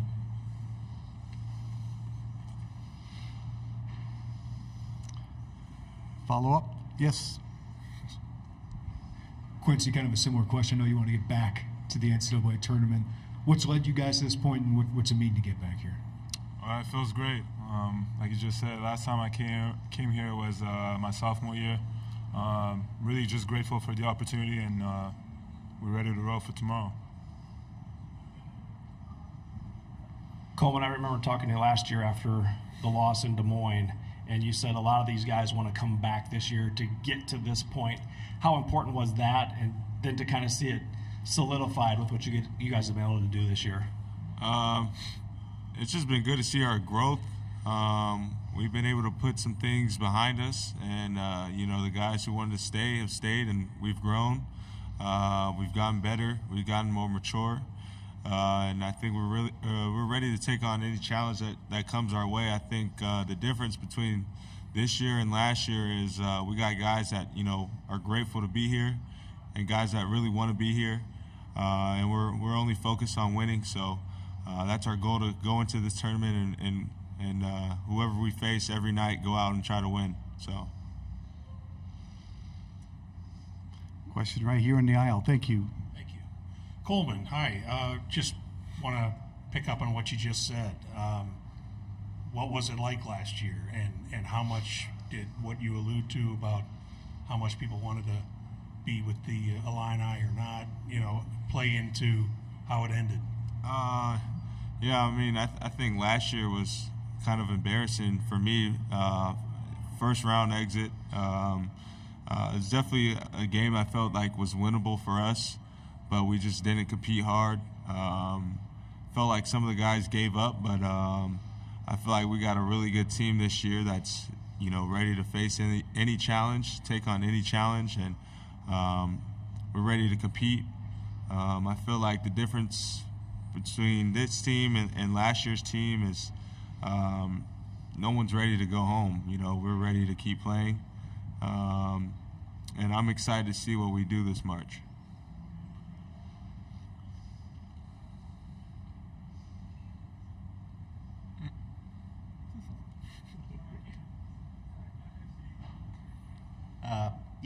Coleman or any of you guys really. You missed Terrence for a few games early in the season. You got through that. How difficult was that, and how do you think he's handling this? Obviously, we can't talk to him, but how is he handling this whole situation, being in the spotlight, and what he means to this team? Marcus and Quincy in that order, please. Missing Terrence was tough for our team. He's such a big part of what we do, but I think it kind of gave all of us a chance to, do a little more, and we all got more confidence because we had to adapt our roles. And as far as Terrence, I think he's doing well. He's focused on basketball. He's focused on trying to get a win, and I think that's just what we're all here. We're all just focused on trying to get a win.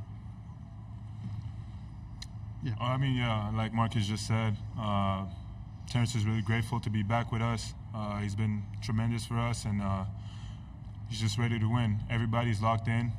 We know why we're here, and we'll be ready to roll tomorrow. We're right here, and then Dawn right and back. Coleman, just following up, just what gives you confidence in this team entering this tournament? I feel like offensively we have guys who can score and create. I feel like we reached into another example of our defense when we started to switch in that Nebraska game, and we did a little bit in the Wisconsin game. And I feel like we're able to grow in certain areas when the timing is right. And I feel like we can adjust well to those changes. So I think it was pretty evident to what happened in the Big Ten tournament. But I feel like there's a whole nother level that we can tap into as well. I don't think I played very good in the tournament. I thought I could have been a lot better. I feel like there were spots where we could have played a lot better, and I think this tournament, it gives us a chance to clean those things up and go out and compete hard. So yeah, I just feel confident in everything that we do. I trust in all the work that we've done, and like we said all year, this team is really connected. So. For any of you, winning the Big Ten tournament is great, but you had to do it coming from behind in every game, double digits. You started well. How important is it to sustain throughout the 40 minutes and not have those lulls where you have to fight back and hopefully win it at the end? Quincy, then Marcus, please. It just shows how connected we are. Every game in March is going to be similar to what we've been facing in the tournament. We just got to stay together, connected. And we're really a mature team. Everybody's old, and the fact that we're connected, I don't think it will matter. We just have to obviously clean some stuff up, like Coleman said, but we'll be ready. Yeah, obviously we don't like to get down double digits, but I think if there's one thing about this team is just we're going to keep fighting. No matter how we start, no matter what the middle looks like, at the end we're going to fight. So just our ability to come together during timeouts and continue to push through no matter what's going on, I think that's what this team has, and that's what could give us some wins here. This is for Quincy and Coleman. They're kind of different questions for each, but both in regard to the fans. Quincy, you're Oregon, Syracuse, I'm sure engaged fan bases. I'm thinking maybe Syracuse, more impatient or something like that. How are Illinois fans, in your experience in a year, different? Are they even more amped up? Are they? And for Coleman, you've had the whole gamut of experience with these fans, and they have high expectations of you. Sometimes they, from my view, are hard on you, and I want to know what that's like for you. Quincy, Quincy, go ahead and start that. Our fans been great all year long. In my experience, like you just said, I went to Oregon and Syracuse. Fan base was different, but here I really feel like they're supporting us a lot. We have probably the best fans in the country, so that's my response for answer the question. Me personally, I feel like I've dealt with the ups and downs of being on the good side and bad side of fans, but I feel like if any fan has anything negative to say about us, can they really call themselves a fan? I feel like they're more of a spectator of Illinois basketball. I feel like the real fans support us, despite of whatever opinions they have. I feel like we have a really strong fan base that really does care about us, who really supports us. But I've been on both sides of, whether they're fans or not. I've been on both sides of positive and negative things, and I think the biggest thing is to not let either positive or negative things go to your head, because you might think too highly of yourself, and then as soon as you have a bad game, they turn on you. But I think the real fans are great. The ones that support us, they're a special group for sure. And when they're loving and supporting, there's nobody like it in the country. So I really appreciate all of them.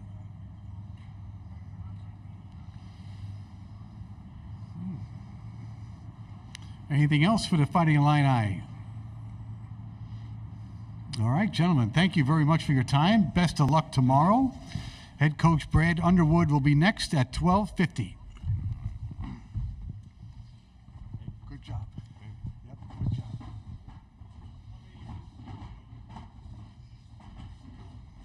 I've lost track. I really have. Yeah, maybe 12. Yeah.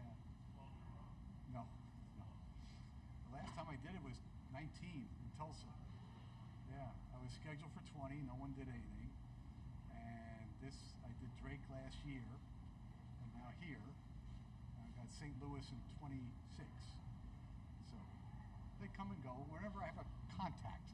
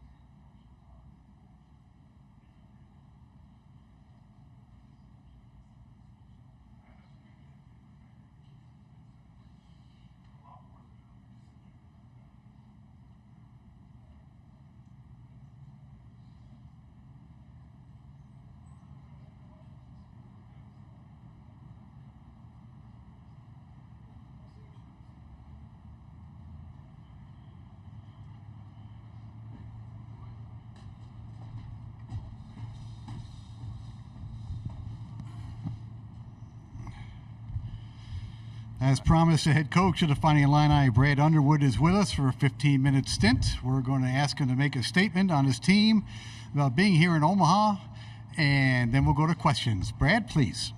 Yeah, it's terrific to be here. There's nothing better than the NCAA tournament. There's nothing better than hearing your name called on Selection Sunday.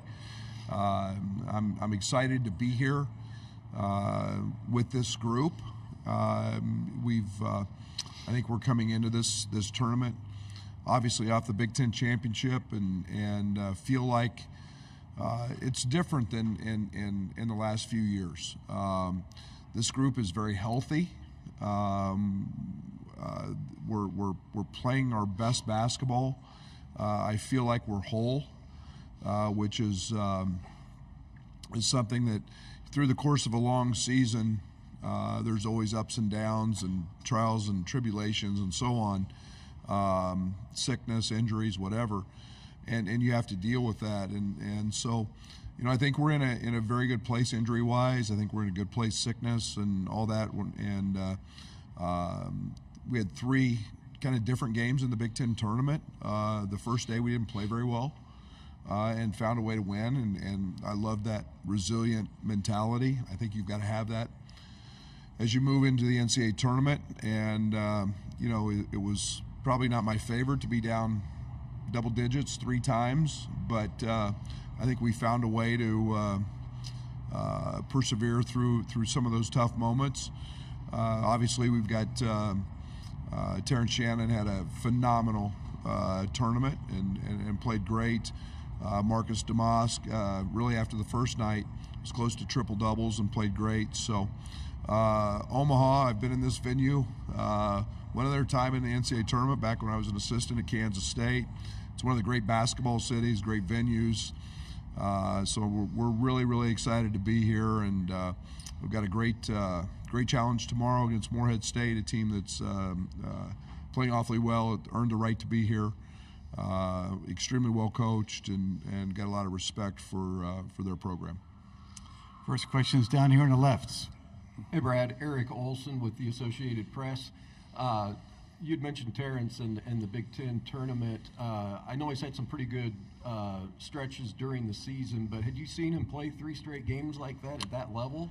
He's becoming more consistent as a player. I think the one thing that's to answer your question, no, I'm not at 40 points, 34. I mean, he's had some individually big games, but it was called upon for him to do that. He's becoming very consistent. As he's been with us a second year, the NBA process was great for him. He listened and he went to work on things that were they thought were issues with his game. So he's gotten better, but he is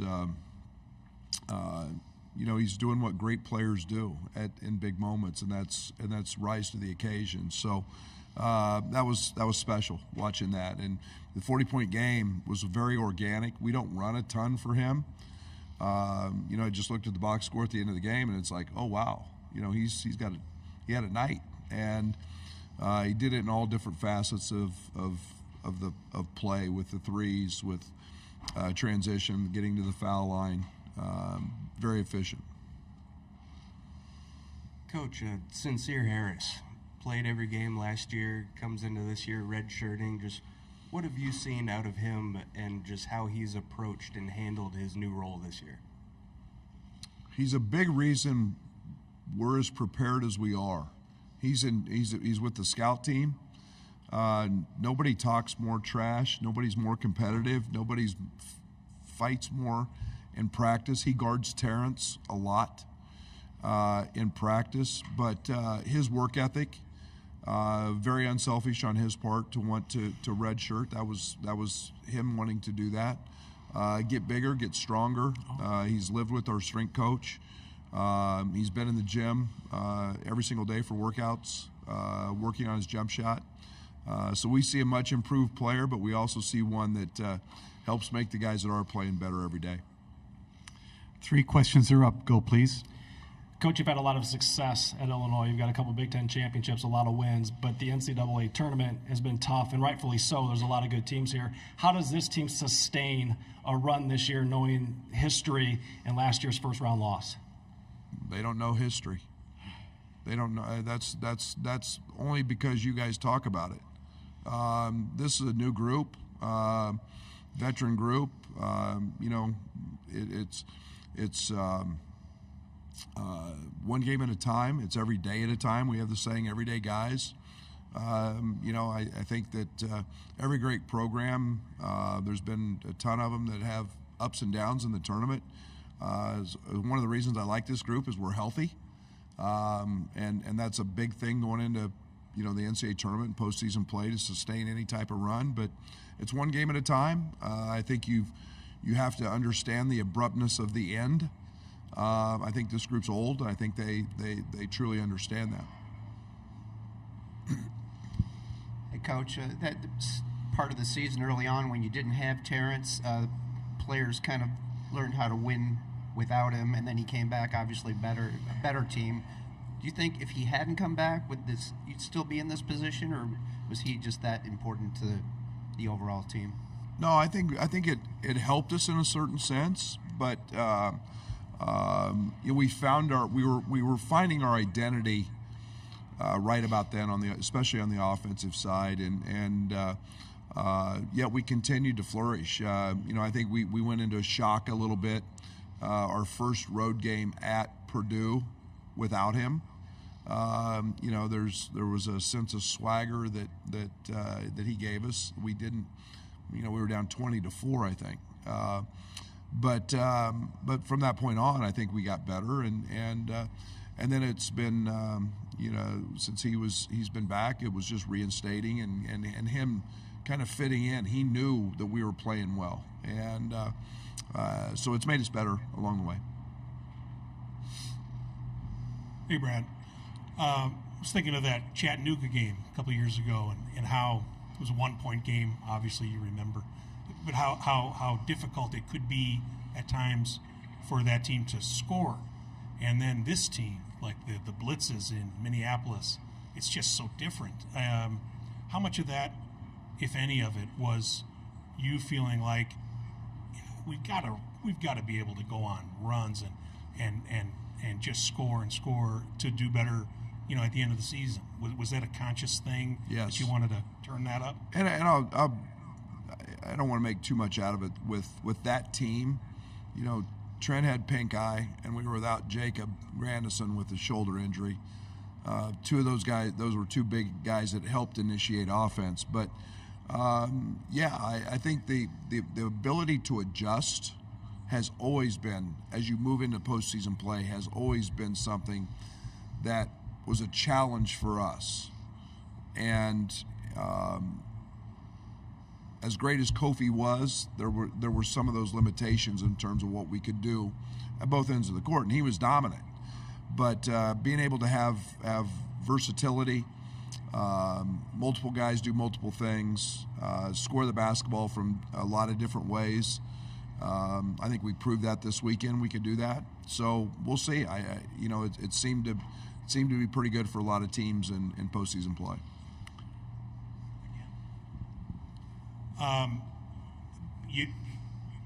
2-3 years ago, whatever it was, the IO Kofi team, that was a 1 seed. You just look at the regular season or the seeding, and you'd think that was your best Illinois team.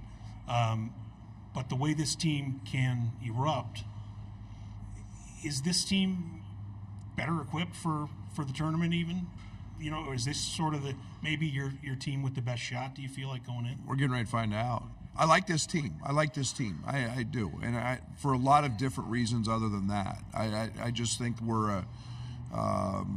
there's a lot of versatility with this group. Our bench is productive. We don't win the Big Ten tournament without Dane. I thought we were, Luke Goody's healthy now. I just think we have a lot of ability to do different things, which we didn't then. Now, that team was great. He's got 2 All-Americans there. Just chose to have a bad day and had a bad day. But again,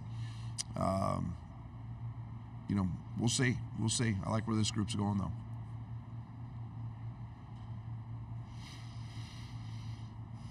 Thank you. Anything else for the head coach? All right. Thank you very much, Brad, and good luck. Thank you. Fighting Illini and Morehead State tomorrow at 2:10.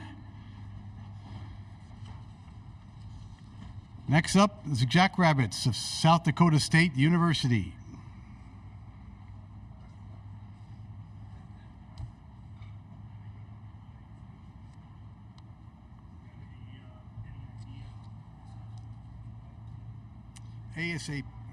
ASAP is doing it off-site. I don't know how you're going to get it, but it's being transcribed. They just don't have reps on site. Yep, they're on it, and they'll be printed something. Yep. Yeah, thank you.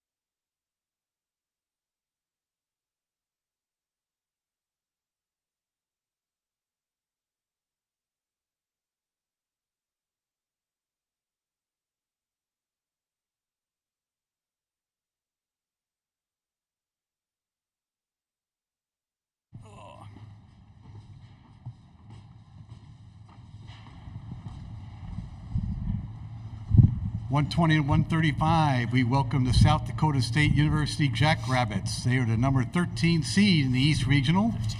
They are the regular season and Summit League tournament champions. They will face number 2 Iowa State University tomorrow at 6:35 p.m.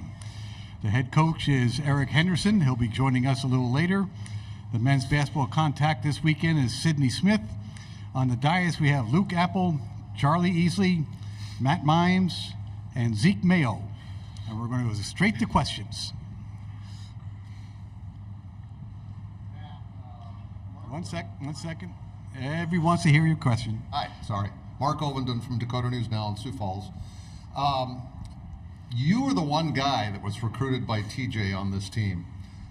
Talk to me about how odd that might be and what that experience was like when he recruited you to come to Brookings. Yeah, it's definitely a little unique.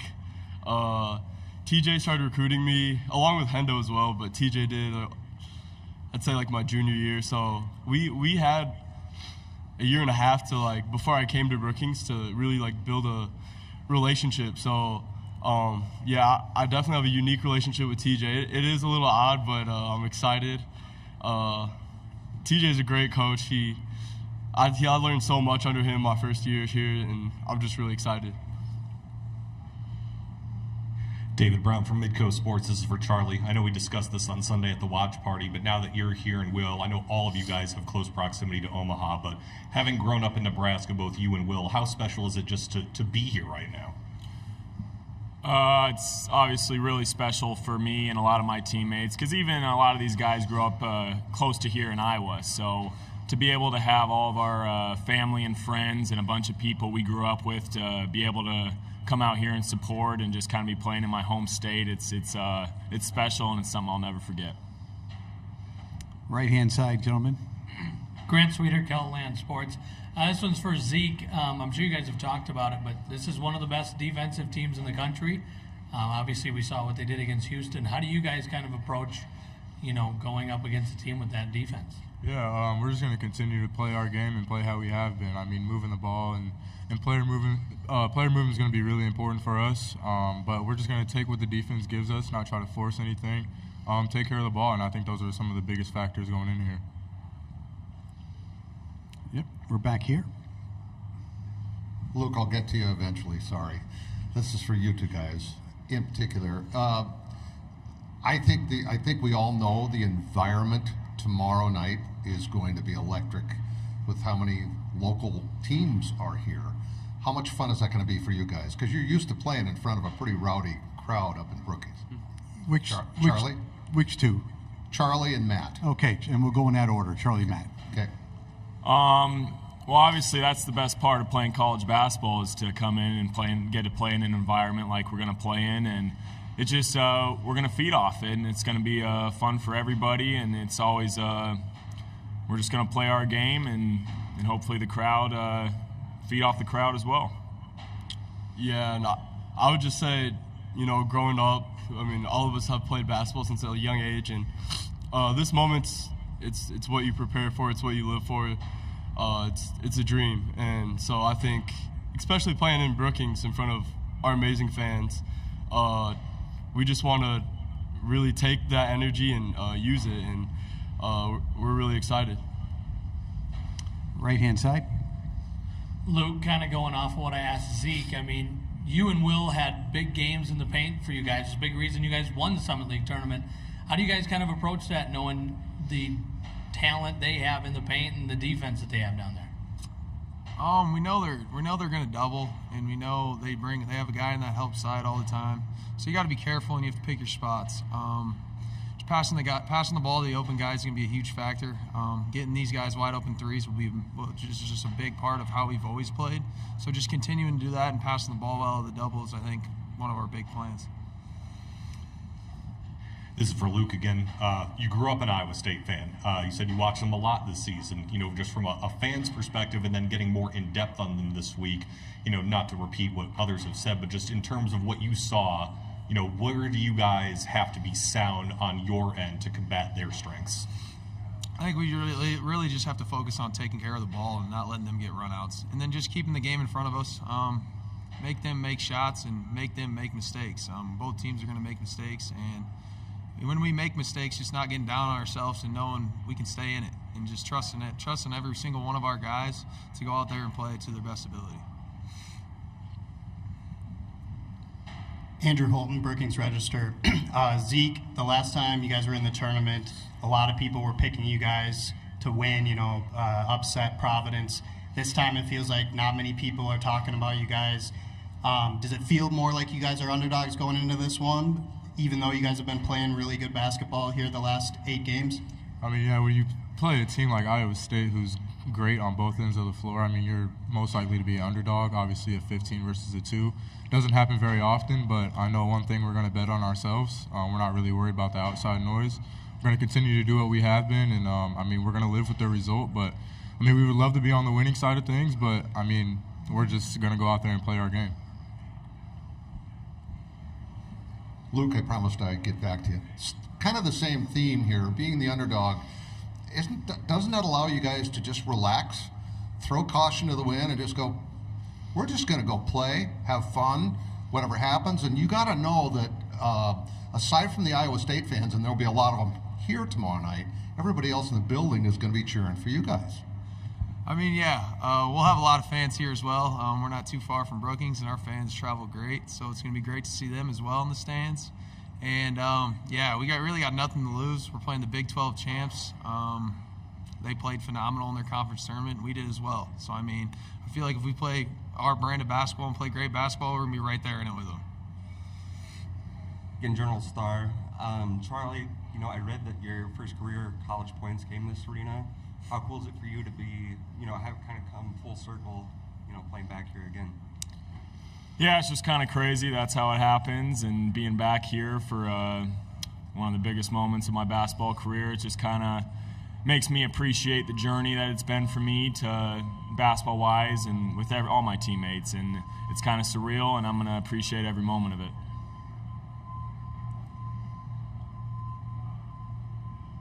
Go to the right-hand side.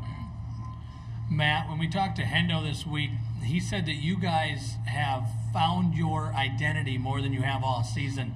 Is that something you would agree with? And what do you guys think your identity is after the success you've had the last 8 games?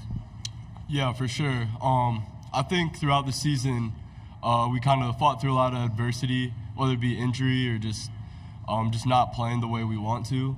I think we've definitely hit our stride and kind of found what is going to work for us. And I think our identity is just mainly on the defensive end, just really taking that effort to want to get stops. And we kind of talk about when you get scored on, it's got to hurt a little bit. And I think it's kind of hurt us a little bit if someone's kind of scored on us, and we've kind of taken that to heart. So, yeah, I would just say just defensively, we've been a lot more defensively minded. We're under 5 minutes to go in this session. We have a question right here. Zeke, we talked about this before the season even started, and now here you are. Game's on the line. I'm guessing you still want the ball, right? Of course, but I mean, this isn't an individual, type of accomplishment for this team to be here. I trust, these 3 guys up here. I trust everybody on our team to go and make a play when the game is on the line. Matt, you mentioned your kind of unique relationship with TJ. How much added motivation is there to kind of knock him out? And have you talked with Coach Hendo about that at all? Because obviously you worked with him a lot in the past too.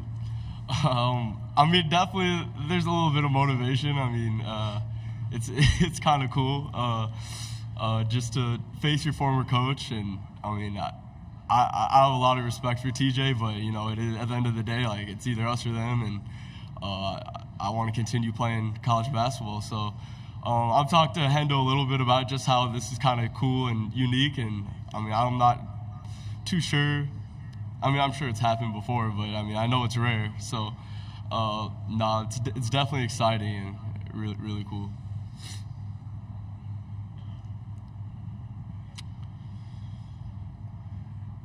Anything else for the Jackrabbits of South Dakota State? All right, gentlemen, you are excused. Thank you very much, and best of luck tomorrow. Thank you.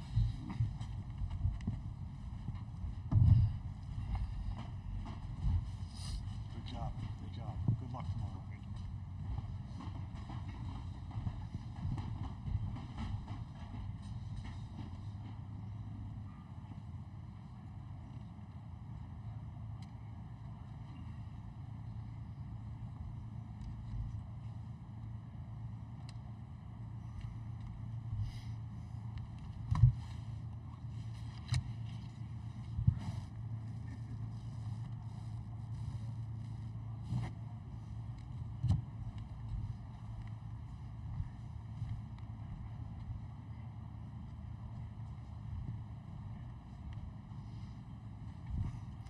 Eric Henderson is up next at 1:35.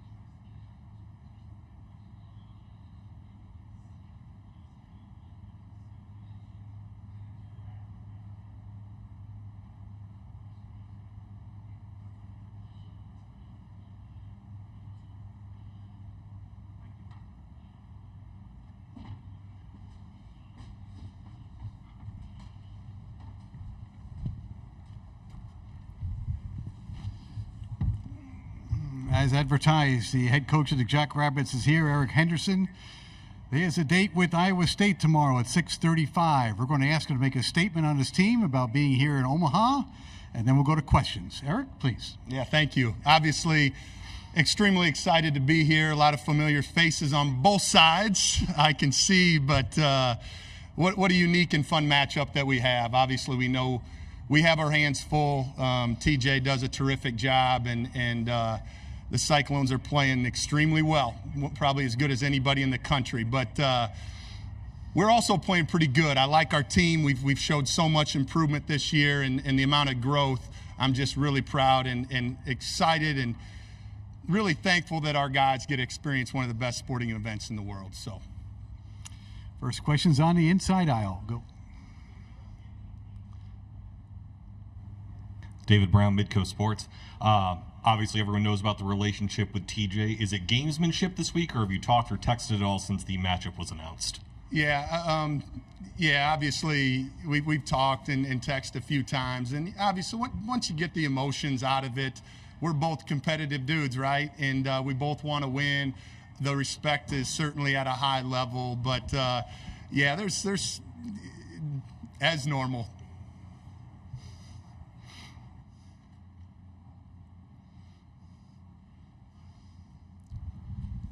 Hello there. Hi, sir. It's going to be electric tomorrow night. Talk about the opportunity for you guys. Granted, there's going to be a lot of Iowa State fans, but there'll be a lot of Jackrabbit fans, and there'll be a lot of noise in the building. How excited are you for that atmosphere? Well, that's what this is all about, right? You know, our guys, we talk about the student-athlete experience all the time that we help provide at South Dakota State, and that we're very, very proud of. And to be able to share moments like this with our team and the young people on our squad, it doesn't get any better than that, to be frank with you. And we know what Cyclone Nation does down in Kansas City for the Big 12 tournament, but we also have pretty special environment in Sioux Falls for that Summit League tournament as well. So we're excited for the atmosphere and the energy that will be in the building, there's no doubt. Peter Burnett here, Sarpy County Times. Question about William Kyle. Obviously, we'll have a lot of support from the Bellevue West faithful here. Can you just talk about the development that you've seen from him, especially on the defensive end of the ball, being Conference Defensive Player of the Year, and his performance in the conference tournament? Yeah, the amount of growth that you've seen from William Kyle the last 2 years is just really special. And it's really rewarding as a coach when you're able to see a young man put in the work that he does, and then to be able to reap the benefits of it. He spends a ton of time in the gym. He's a tremendous listener. He's not afraid to be critiqued, and he wants to get better. Midway through the year, we were able to, tweak a few things with how we were guarding certain things, and I think it put William in a lot more comfortable position. And honestly, ever since then, the amount of impact that he's been able to have on the defensive end has been tremendous. He's done a terrific job of protecting the paint, but also just even his skill development on the offensive end. He's so comfortable with the ball, with his back to the basket. He can play on the perimeter and doesn't get, uncomfortable. And it's just going to continue to get better and better.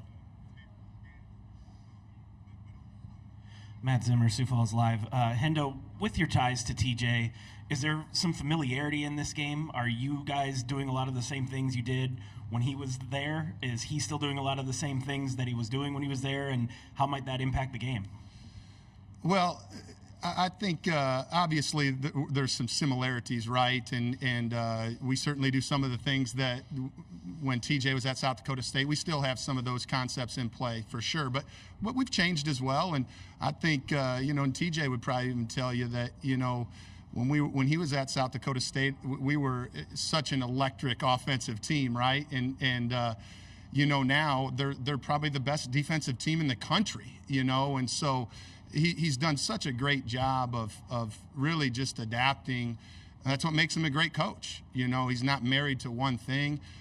He sees what his players' strengths are, and he utilizes them. So, like I said, I just think he's got great players. We got great players, and there's just a mutual respect, I think. Okay, let's set this up. We have one on the aisle here, correct? We have one, here will be 2. We have one over here, 3, and 4. Go. I guess I'm first. You discussed the Iowa State defense, but your defense was excellent during the Summit League tournament. I know you're a defense guy. What's working so well, not just Summit League tournament, but during this 8-game winning streak specifically on the defensive end? Well, I think we're a lot more connected at this time of the year than we ever have been, throughout the season. And we're just helping each other out. We're having each other's back, the trust factor. We're putting pressure on people, but we're also making them earn everything. And so I think that's probably what's been the biggest factor, is just that trust and ability to believe in each other, understanding you don't have to do it on your own. And if you do make a mistake, which everybody does, your brother will have your back. Right-hand side. Grant Sweeter, Kelland Sports. Hendo, to kind of piggyback off that, you mentioned how the start of conference season, non-con, you guys weren't playing as well defensively as you kind of wanted. Have you kind of seen such a mid-season change that all of a sudden you went from struggling defensively to that being kind of the identity of your team? Well, I mean, that's always what the goal is, right? You always want to see improvements with your group. And we weren't playing great, but we were fighting. We were battling, and we just weren't maybe quite as connected. The pieces weren't fitting together great. And at the end of the day, who's that fall on? Probably me, right? I got to make sure that group is fitting together and make sure they're playing in a way that makes them successful. And I didn't do a great job. And to be able to make a few changes and the guys to buy into that. And then I do want to, one other factor was, one of the best connectors that I've ever coached, Matt Mims, didn't play before Christmas. And obviously the analytics speak for themselves, whatever he's averaging, it doesn't even really matter. But he brings so much more to the table. He's a uniter, he's a connector, and he wasn't on the floor the first part of the season. We were battling, we had a hard schedule, we were competing, just lost a bunch of close games. And once we got him, our connectivity, our trust just continued to grow. 3 questions are up, starting on the left-hand side. Randy Peterson from the Des Moines Register. All the narrative about Iowa State has been about the defense, and rightly so. What about they've played pretty good offense the last couple of games too. So what are your thoughts on the offense, Hendo? Yeah, I mean, they've considerably improved. I think, it does start, with some of the turnovers. That pressure can create a little bit better pace for TJ's squad, and they get a few more possessions because they're turning over their opponent so much. But to your point, even in the half court, I think their movement, their player movement, their ball movement has really improved from past years, to be frank with you. And you can see that they believe in each other too, and those two little guards' ability to get downhill and create opportunities for their squad will be a big challenge for us because they're dynamite at it. Jacob Badilla, Hurrdat Sports. Kind of looking back 4 years ago, Charlie went into the portal. What do you guys see in him, and what work has he put in over the last few years to have the season he has now as a senior? Pretty special. I mean, it was a situation where Charlie, I knew once he went into the portal, I had a previous relationship with him. We recruited him out of high school a little bit. Never ended up going on him. Probably a mistake, right? Which we all make. But I just knew when he went in, he would be somebody that would be a tremendous fit at South Dakota State. He stands for all the right things. His toughness, his ability to just bring the feistiness and just that mantra to your team is incredible, and he has the ability to impact the game in so many ways, and he just had a tremendous career. He's been hurt a little bit here and there, but what he fights through to be on the court, man, he's one of my most favorite players I've ever coached. Next three questions are all on the right-hand side. Go, please. Andrew Holton, Brookings Register. Hendo, you guys are the 15 seed this year, clearly the underdog. Is that something you guys embrace or talk about, or do you not acknowledge that at all? We don't really talk about it that much, to be frank with you. It really doesn't matter. They call it March Madness for a reason, right? And at the end of the day, we all got an opportunity in front of us. And I'll say this about our group. I've said this about all of our groups. And this is when TJ was here, and I'm sure I didn't coach under Scott, but ever since I've been at South Dakota State, it doesn't matter who we're playing. We believe we're going to win the game. Doesn't mean we always do, doesn't mean we always will, but we go into that baby thinking we're going to win this game. We're going to put a plan together to win the game, and that doesn't matter if we're a 15 seed, a 13 seed, a 7 seed, or 5 seed. We feel like we're going to win the game. We're under 5 minutes to go. We have 2 questions up. Go, please. Hendo, we've talked a lot about you and TJ, but this is going to be unique for Matt. And he mentioned earlier that he's talked to you about this. Can you kind of share what maybe you guys have talked about? Well, I mean, I think everybody knows, TJ's ability to build relationships and make people feel good is incredible, right? He's a very selfless person, and Mimsy played for him, and he'll never forget that. And you don't forget relationships that are built on that when it's love and care, and TJ's one of the best at that. So it is a unique opportunity for Mimsy. Coach Grace Boyles here with WOWT here in Omaha. We're here at the home of Creighton, so I have to ask about how Greg McDermott has impacted your coaching career. I'm a pretty lucky dude. I played for a tremendous coach in Coach McDermott, the values that he stands for. I was 18 years old and a very vulnerable person, going to Wayne State, and to be able to have a mentor that stands for what he stands for, I understand I'm pretty darn lucky. And then I pinch myself all the time for how much Coach McDermott and TJ have done for me, and now I'm playing in where Coach McDermott plays every one of his home games, and I get to coach against TJ. I mean, really, life doesn't get any better than this. I will ask about offense now. In the Summer League tournament, I don't think anyone scored more than 20 points a game. You had multiple guys in double figures. You described the connection on defense. Offensively, where is that connection coming from, that it's basically equal opportunity, even though guys can go off and score 20, 30 points?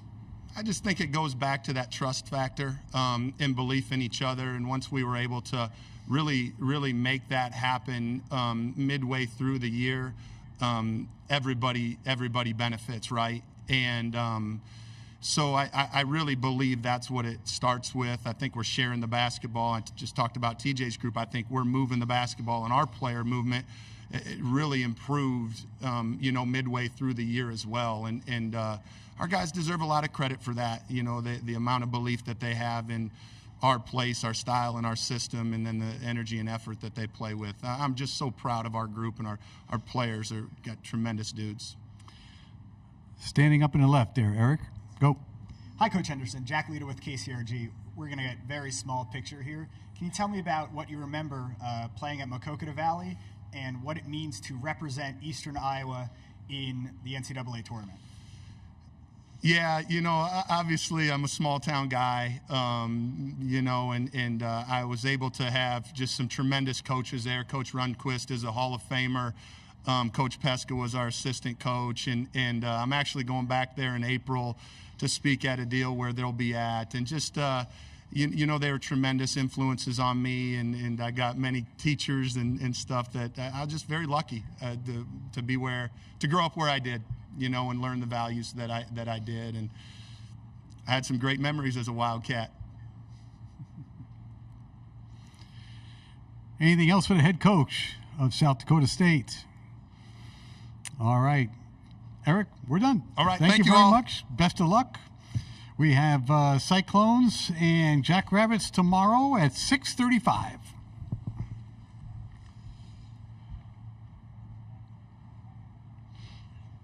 Thank you. Great job. Appreciate it. Okay, good luck.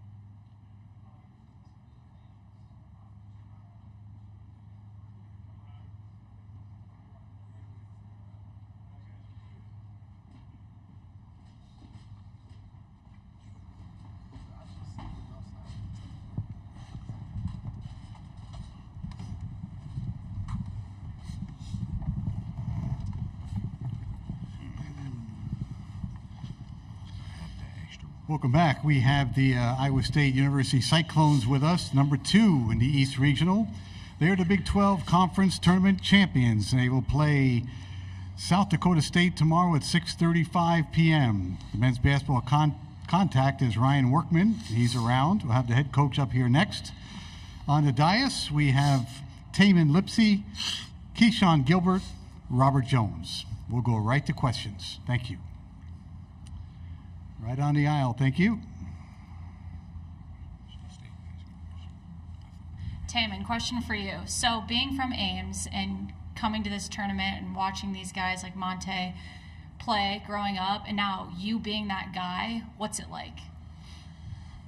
It's amazing. I kind of just take moments to soak it all in and just enjoy the moment and enjoy the experience with my teammates and coaches, and just understanding how big of an accomplishment it is to just get here, and then understand that we're trying to do more than just get here, really. So. For Keyshawn, you obviously won Big 12 Most Outstanding Player in the tournament. What was working for you so well in those 3 games? I say just making the right play at the end of the day. You know, my teammates having trust in me, us playing for each other, and just us feeding off our defense.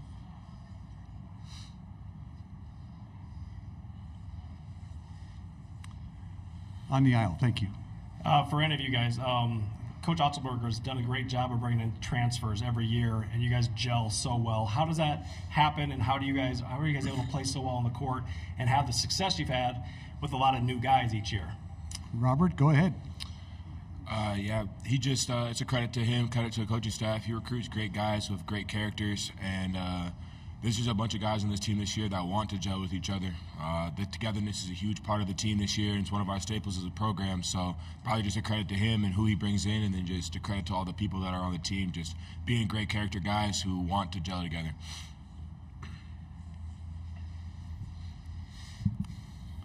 All right, before we take this question, let me remind you, you cannot tape these proceedings with your cell phone or any other device.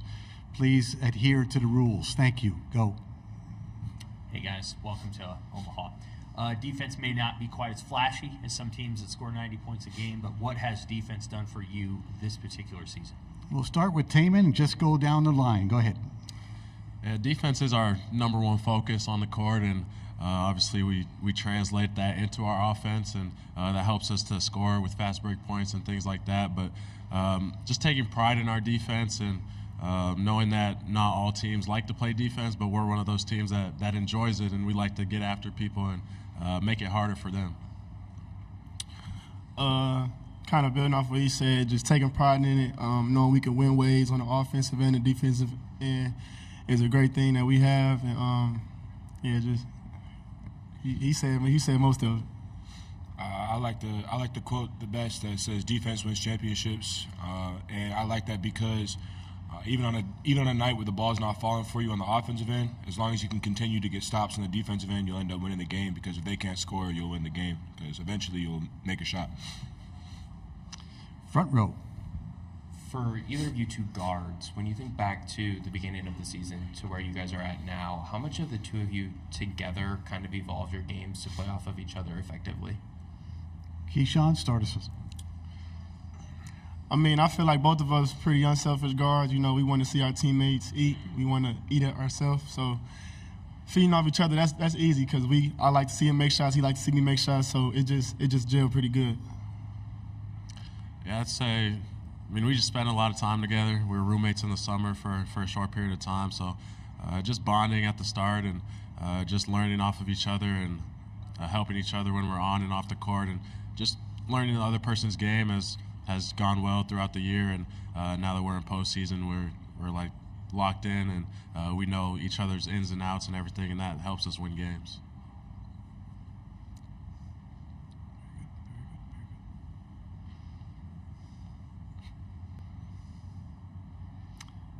Left-hand side, thank you.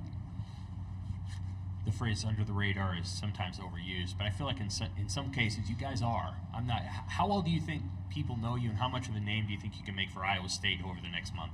Robert, you're first, and we'll go to Keyshawn next.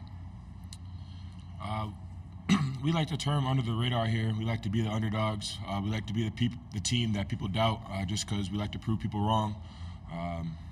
We like to get after anybody who's put in front of us, and it doesn't matter what the name says on the jersey. We're going to bring physicality. We're going to bring that toughness to the game that a lot of people haven't seen. Can you repeat that question?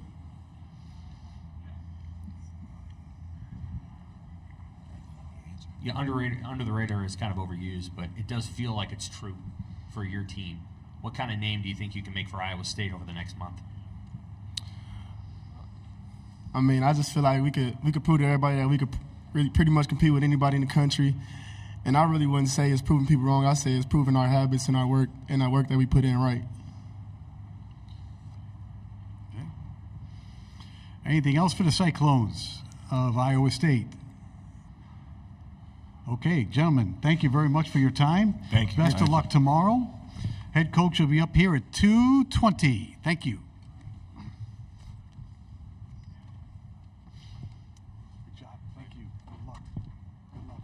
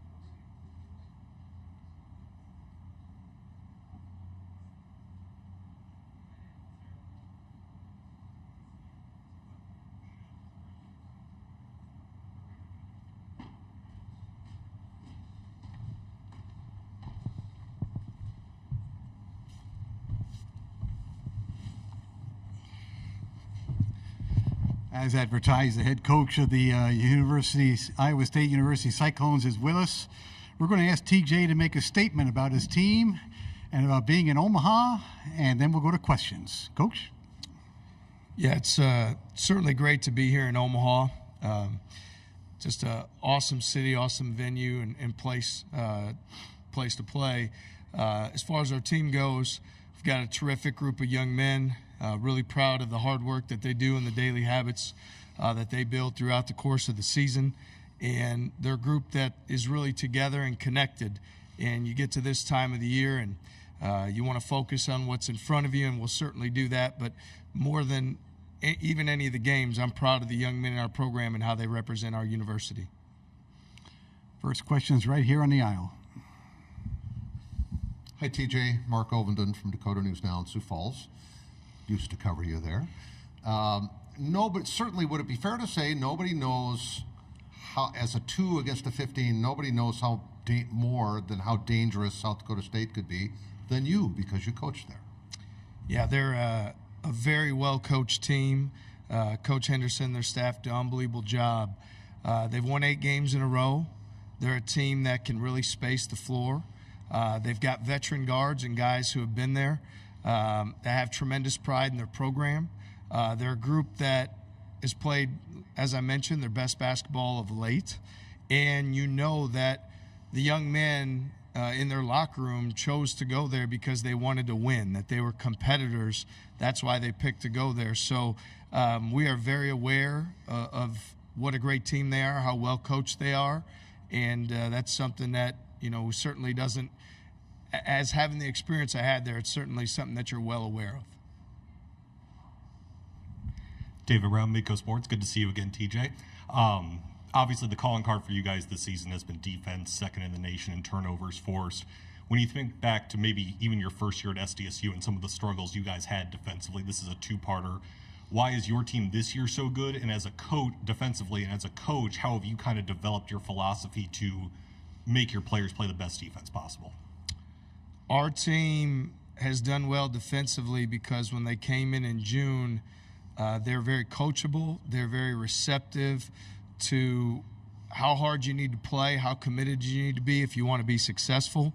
They're very connected so that when something doesn't go our way, somebody else makes up for it. They've got each other's back. They take a tremendous pride on generating turnovers and turning that into offense for our team. So it's a credit to their character, it's a credit to their effort, and it's a credit to their connectedness, because we make mistakes and guys have each other's back and cover up. The second part of your question, in terms of evolving your coaching philosophy, for me, very fortunate we came in with the Jackrabbits at South Dakota State. Coach Nagy had done a terrific job building habits. We were fortunate to have Mike Dahm, who is one of the truly elite frontline players in all of college basketball. As we evaluated the program and the great job Coach Nagy had done before, it was important to lean into the strengths that Mike had and to cultivate an offense that allowed him to be at his very best. And so we continued to try to do that while we improved our defense.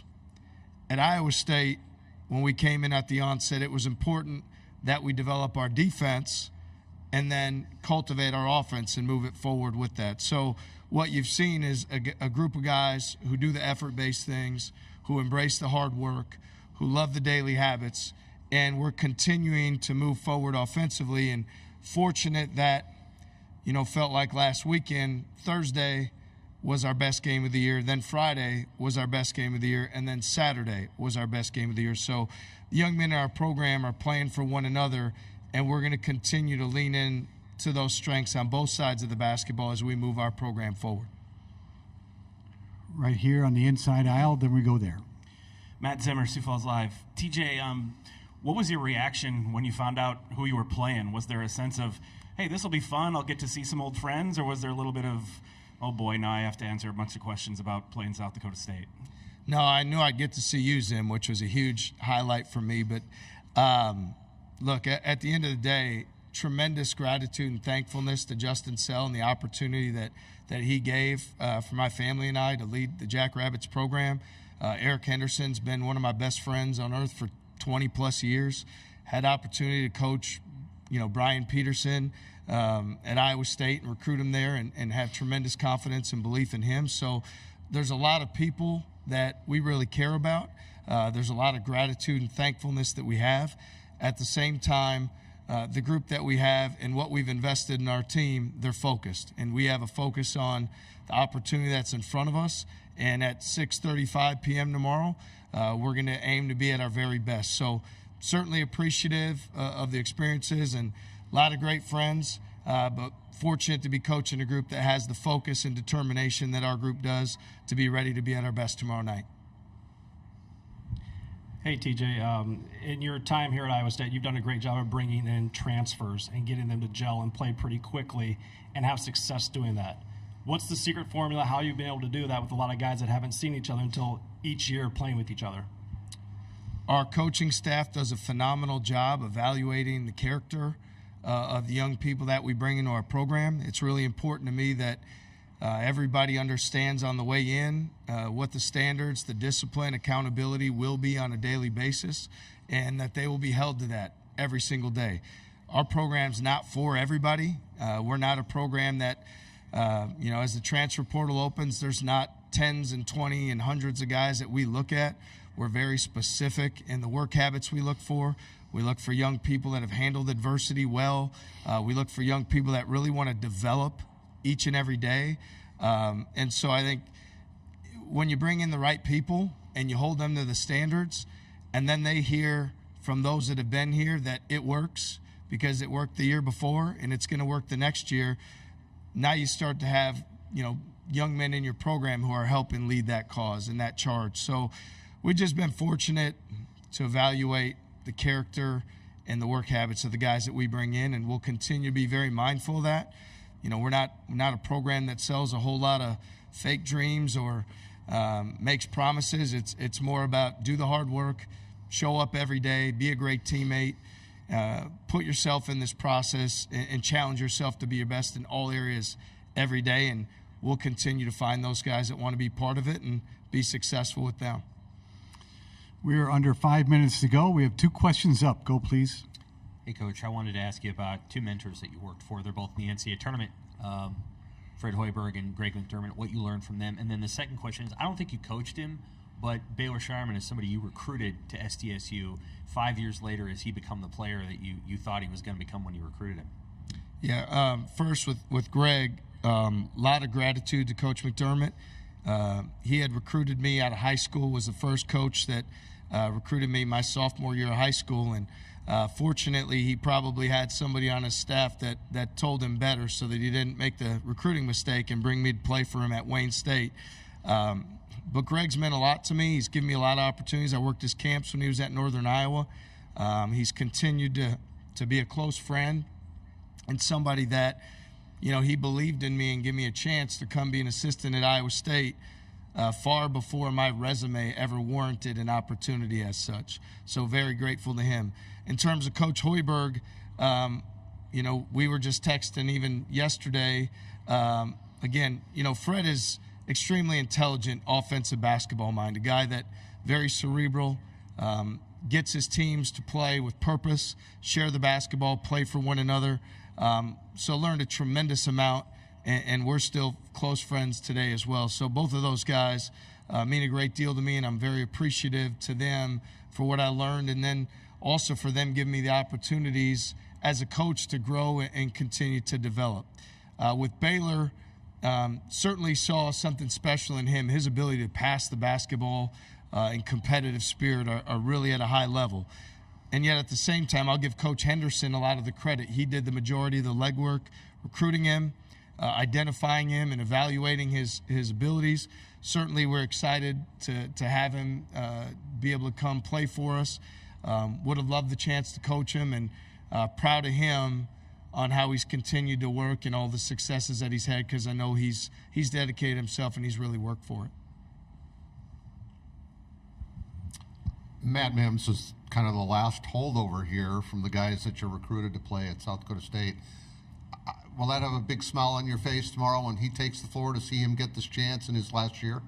Yeah, I'm really, really proud of Matt. I mean, that first year he came in and redshirted for us, and we knew that he was an energy giver. He was, as a point guard or a lead guard, he's one of those guys that makes everybody around him better, and he just knows how the game's supposed to go. He's a terrific competitor. He's a phenomenal young man. So it was an honor watching him pour into his teammates every day, to be there on that journey with him, and then for him to continue to have this experience, excuse me, and to go out, having this opportunity in his last season. Really happy for him.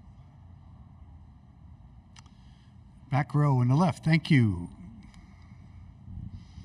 Hey TJ, Peter Burtnett, Daily Nonpareil here in Council Bluffs. Question about the fan environment that you expect. I know one of the phrases that's been thrown around is Hilton West, and I know the Cyclone fan presence was huge down in Kansas City. Can you just talk about the impact that has and what you expect from the Cyclones faithful? Yeah, I mean, it's truly amazing. To be a Cyclone every day is very humbling, because you know that the passion, enthusiasm, investment that our fans make every single day, it's inspiring. It elevates our team to play at higher levels.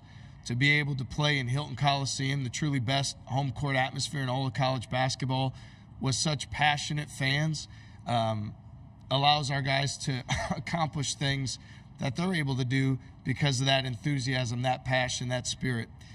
To have our fans show up for us in Kansas City the way that they did last weekend was something I'll never forget. The term Hilton South almost cheats what an amazing atmosphere and how much our fans showed up for us, and how thankful we were each and every single night. And that last night was phenomenal. So we know that they really care. We know that we've got a special team. We know that's been a winning combination for us this year when we've had our fans behind us, our guys at their best. And so excited. Whether the term is Hilton West, I don't know. But what I do know is really fortunate to have the best fans in all the country, and going to be excited tomorrow night to come out and see the support that we have behind us. Coach, thank you very much, and best of luck tomorrow. We have Cyclones and Jackrabbits tomorrow, 6:35. Up next is the Drake Bulldogs, student athletes at 2:50. Thank you. Great job. Appreciate it. Good luck tomorrow. Thank you very much. All right.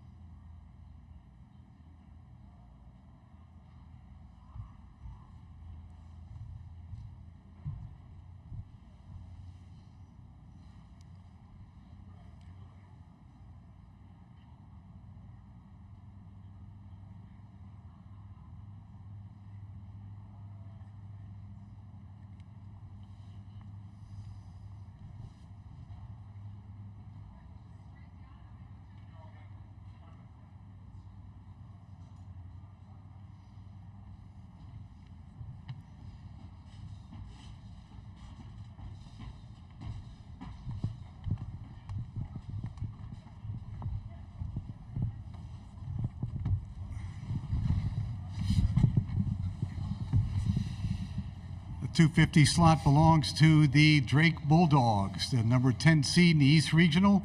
They are the Missouri Valley Conference Tournament champions, and they have a date with number 7 Washington State tomorrow at 9:05 p.m. The head coach is Darren DeVries. He'll be here in a little bit. The men's basketball contact is Danny Fry, and representing the student body up here with me is Tucker DeVries, Atten Wright, and Darnell Brody. And we will go right to questions. Right here in the front row. Wait for a mic. Tucker Stu Hospital, the World Herald. What was it like walking back in here? Obviously, it felt pretty good. A lot of memories. Was able to come back this year for Doug's jersey retirement. So, being back here and kind of soaking it all in, and hopefully being able to create my own memories here as a player would be pretty special. Of here? There's plenty of them. Growing up as a little kid, just running around the place, probably being annoying, and then obviously getting to see so many great players that played in this building, and I feel like a lot of my memories are a lot of everybody else's memories of watching Doug play and all the great teams that you were able to win a couple championships here. Badilla, Heard at Sports. Tucker, what kind of fan support are you expecting between the traveling fans from Drake and family friends that still here in Omaha, and then the Creighton fans that are kind of jumping on that didn't make the trip to Pittsburgh? Yeah, I expect it to be a great crowd. Hopefully a pro-Drake crowd too. I think it's nice that our fans are able to make the short trip down here and come to the game. There's going to be a lot of Iowa State fans here that hopefully support us for the first game, and then obviously just the Omaha Creighton people that were able to get tickets, and hopefully they're pro-Drake as well, which we'll take all the fans we can get. Yeah, good morning or good afternoon. Darnell, this time of year is when your game seems to elevate. Is there some secret to that? What's pushing you at this time of year? I don't really know. I guess I say best for last, just going to work as hard as I can, give it all I got. I wanted to ask, Atten, it's your first time here with these guys. What have they talked to you about in terms of being prepared for this tournament? We haven't really talked much about it. I mean, I know we're all locked in. They've been here before. This is my first time. It's a new experience. But yeah, I mean, the goal is just to stay focused and just play well. Randy Peterson from the Des Moines Register. Darnell, with Washington State having a good rebounding team, what kind of emphasis does that put on your role? I mean, they're big. I'm big. I'm gonna go in each game as I can. Just do my job. This is for Darnell. Julio Alceo with the Score in Chicago. How would you describe a week like this? Is it mainly fine-tuning your system? Is it a lot of information on the opponent? How would you describe what this week is like? I mean, I go into any game, just this week especially, just going in and doing what I'm supposed to do, work hard, lock in, just keywords, just locking in.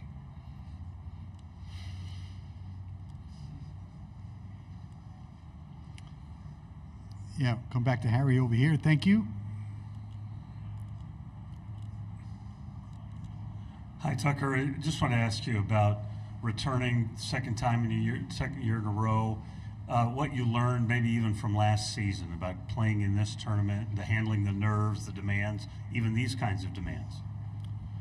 Yeah, I think anytime you have experience in something, no matter what it is, it certainly helps. I think last year, even with myself not having a very good performance, our team was right there. With I think a 4-point lead on a very good Miami team, and that kind of motivated probably a little bit in the off season and leading up to this point of wanting to get back to this environment, this experience, and hopefully we're able to learn from that and grow from those mistakes that we made and able to cap it off with maybe a different result this time around.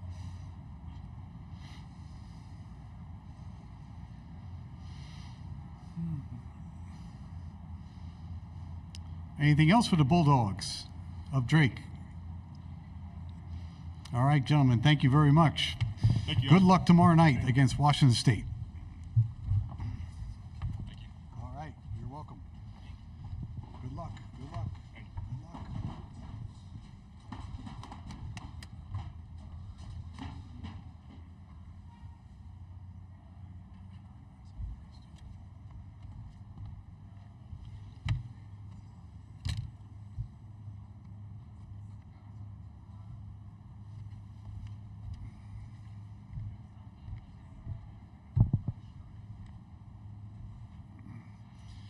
Head coach Darren DeVries is due up at 3:05 sharp.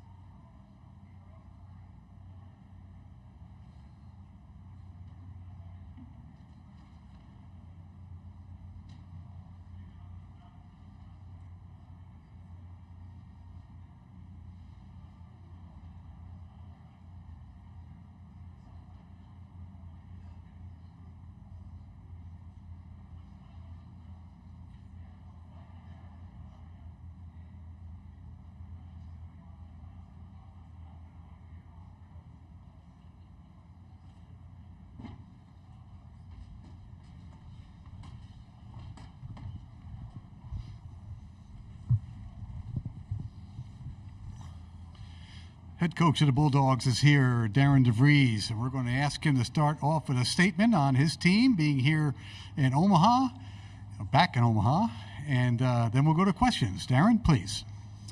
Yeah, excited to be in the tournament again. Really excited to be here in Omaha as well. So it's one of those things that when that our name popped up on the board, it was. There was some excitement in the area from our fans and our team to be able to be this close to home and have so many of our fans being able to get a chance to come over and watch us play. So excited to be here and looking forward to our game tomorrow night. Start right here in the front row, Gina. Hey, Darian, Stu Pospisil with the World Herald. First of all, what were the emotions like walking back into this building in a professional capacity?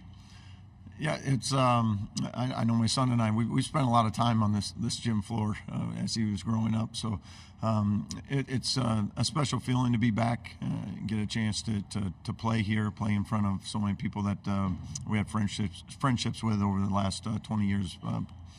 Has your father-son relationship evolved as his coach through the Drake years? It goes really well when he's making baskets.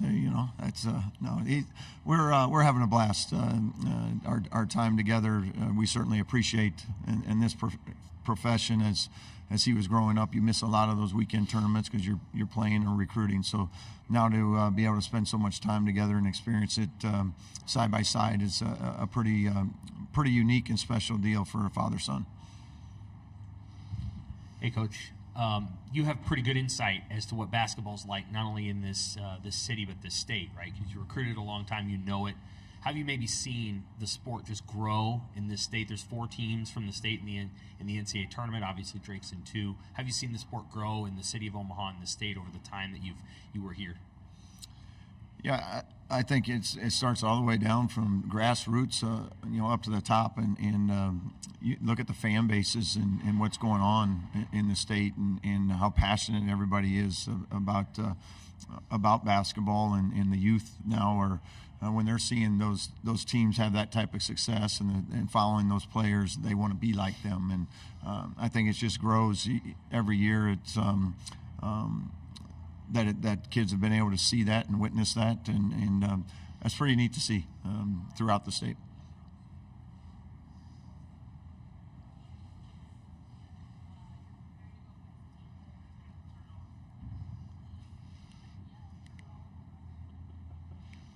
One sec.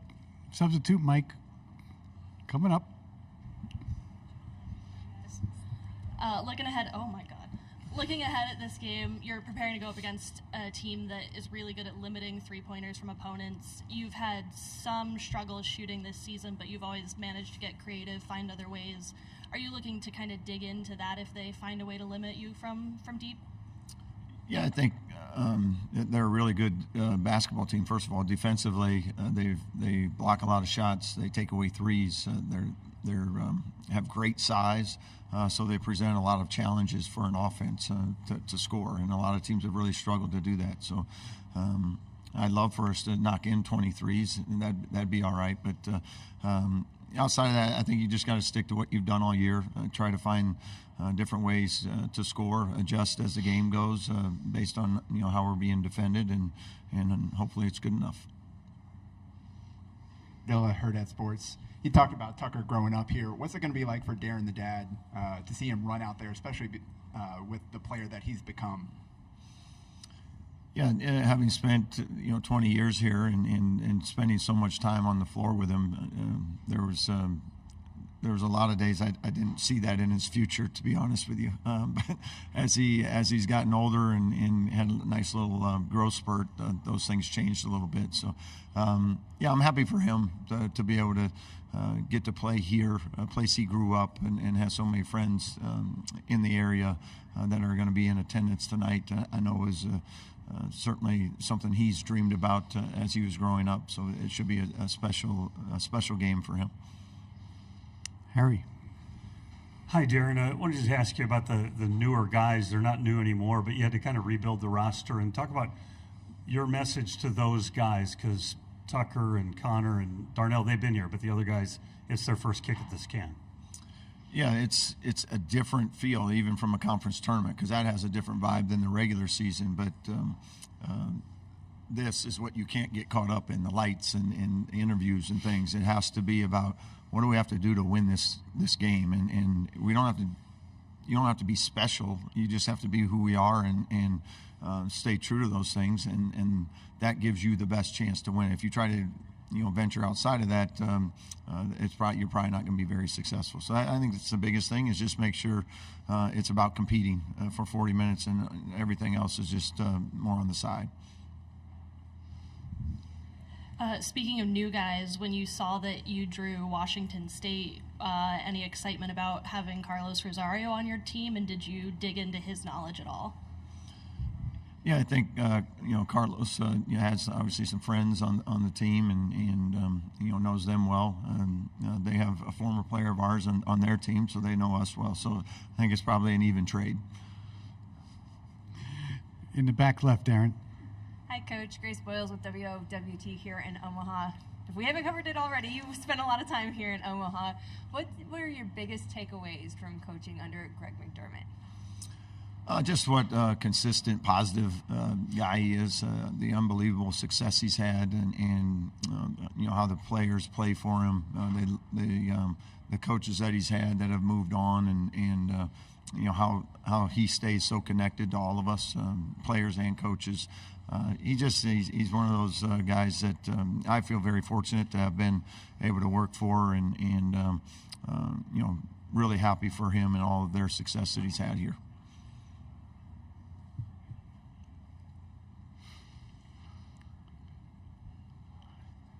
Anything else for the head coach of Drake? All right, Darren, thank you very much. Best of luck tomorrow. Thank you all. Good seeing you again. Washington State and Drake tomorrow night, 9:05. The Cougars student athletes will be up at 3:35.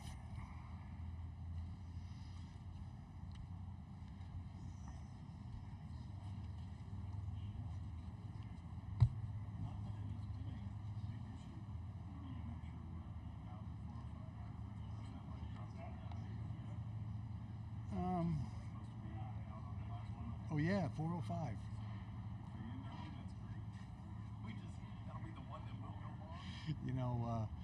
Back in the day, I've been told this. It's a hard 4:05. They'll tell me a hard 4:05. The guy would repeat it, and I'm like, okay, I got it.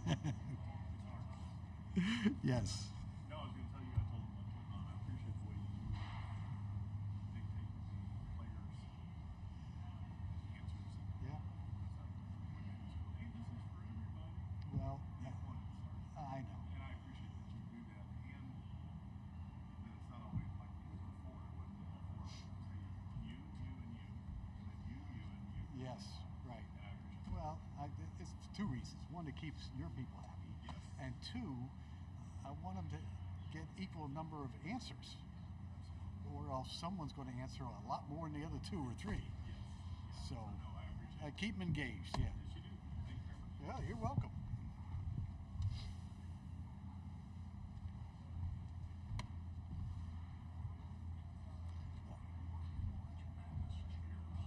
Yeah.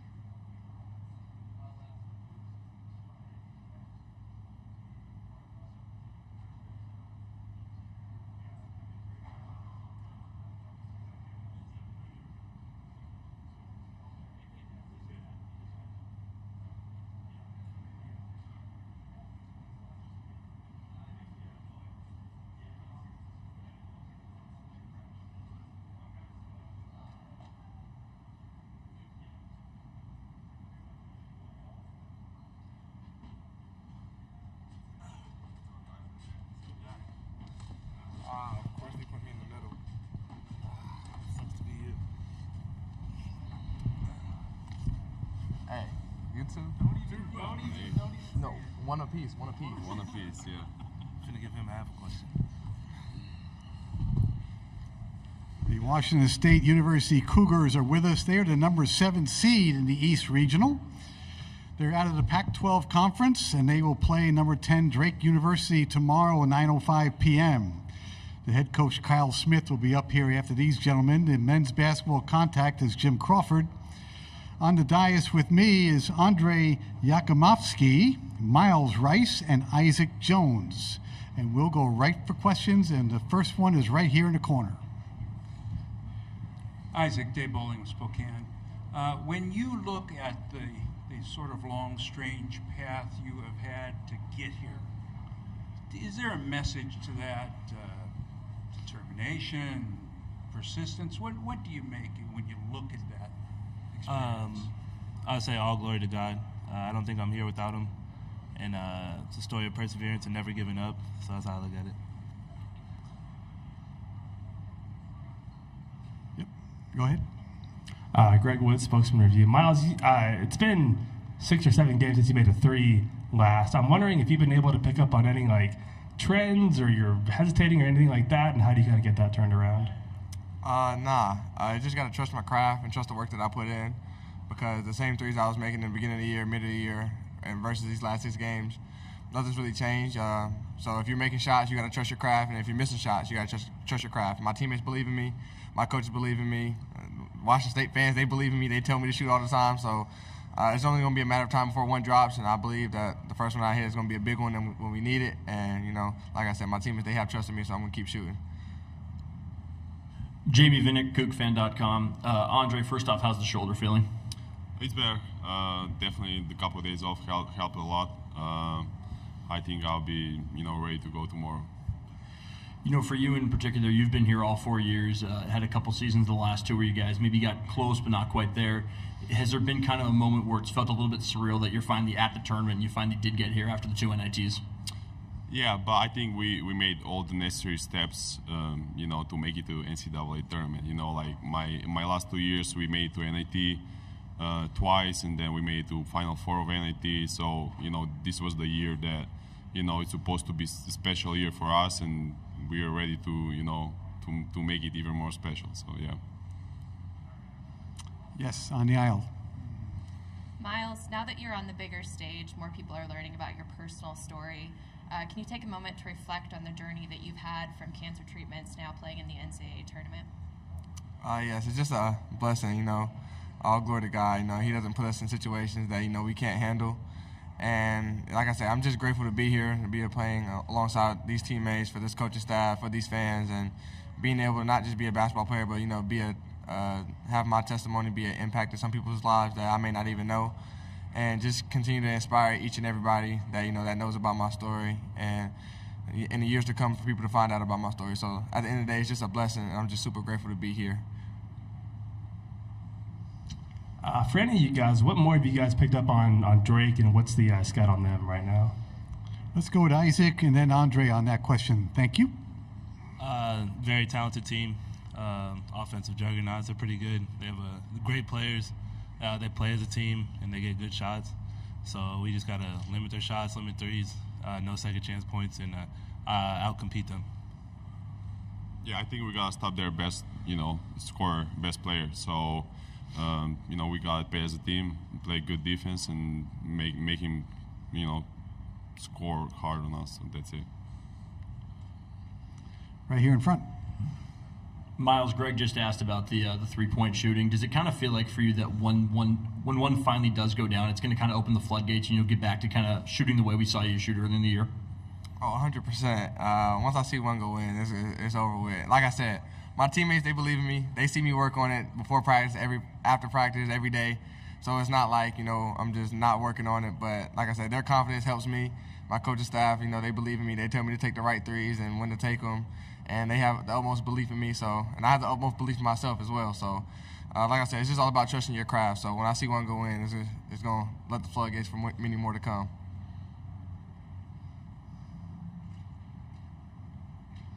Yep, stay here. Thank you.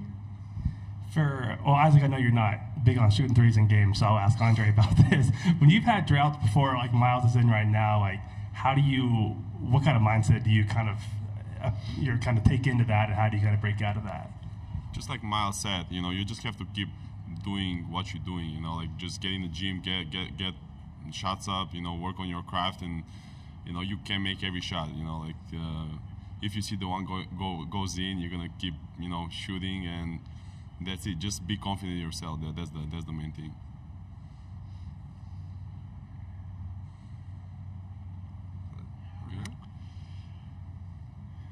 Anything else for the Cougars of Washington State?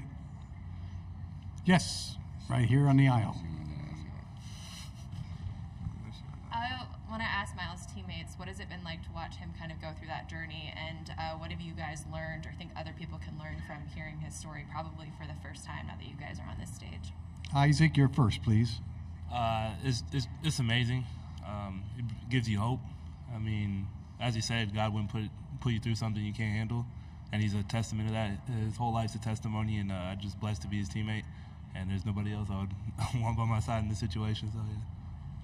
I would say it's special because we've been together for 3 years, and just to see him go through every treatment with a smile on his face, it just like makes you appreciate even more what you're doing. So it's special, and he has a special story for him, and we're gonna keep supporting him and make it even more special. That's it.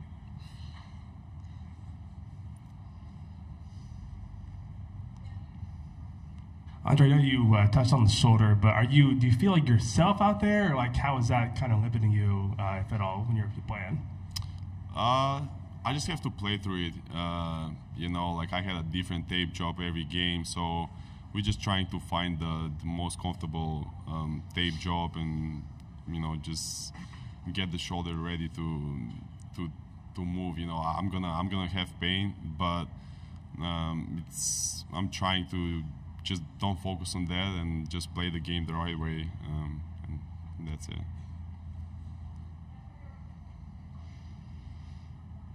Anything else for the Cougars? Okay, thank you, gentlemen. Best of luck tomorrow. Appreciate it. They'll play Drake at 9:05. Head coach Kyle Smith will be up next. That was 2 questions, I don't know, next year I'm limiting y'all down to 1 question. Tomorrow. One. Thanks so much. All right, good luck tomorrow. Appreciate it.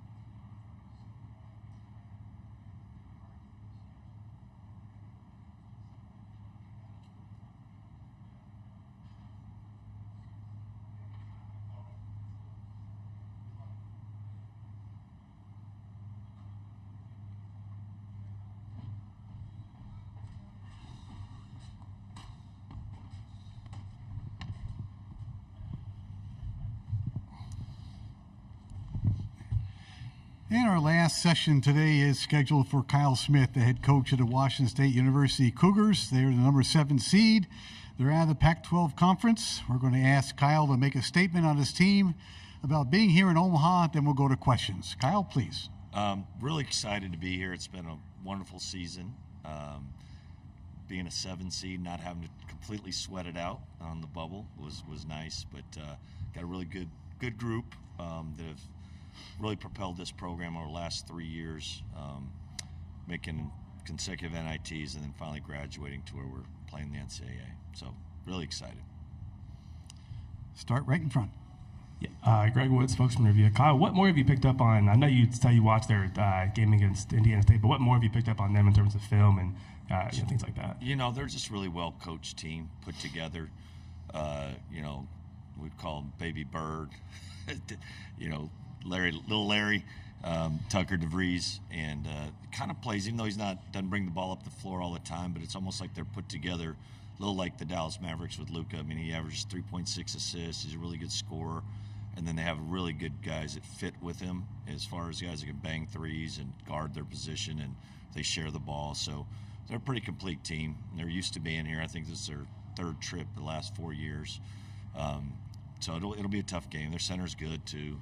Big body, a little bit like the last center we played, Lampkins from Colorado. So it's just there's not a lot of holes, and this time of year that's what you expect. There's going to be good teams, and we have a size advantage, but they're number 1 defensive rebounding team in the country as far as percentage they give up. So that just tells me they're really good habits, really well coached. Down here in the left-hand corner. Coach? Yes. Dave Bowling, Spokane.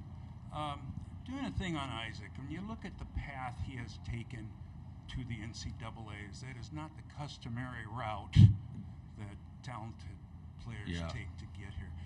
Does that develop, do you think, a sense of character and appreciation for it more? What do you see out of him based on that? He's an unbelievable story.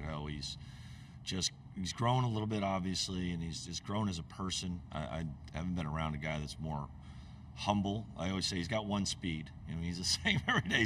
What you see is what you get. He's a pretty subdued guy, and I think that's probably why he's just not a guy that's going to pump out his chest much, and grew up in the junior college ranks. COVID probably had something to do with just how a lot of guys, Jalen Wells probably slipped through because of that. And he's a big relationship guy, and that's what brought him to Idaho, actually.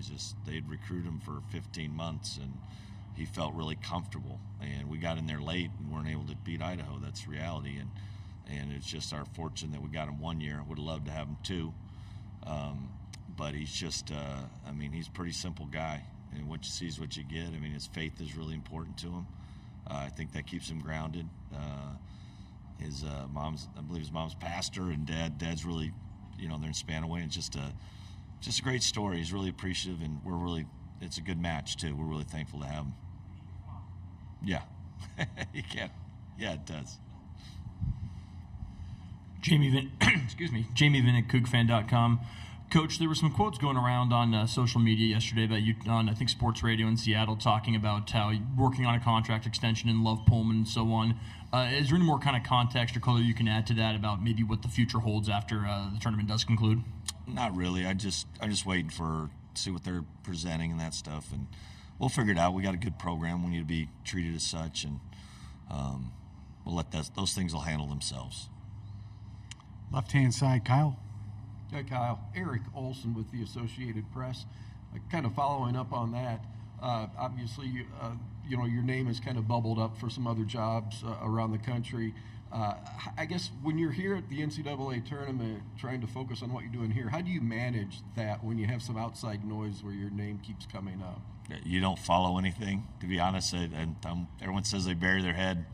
I do. I just try to stay in my room. I got my beats. I'm ready to go pump in my gospel.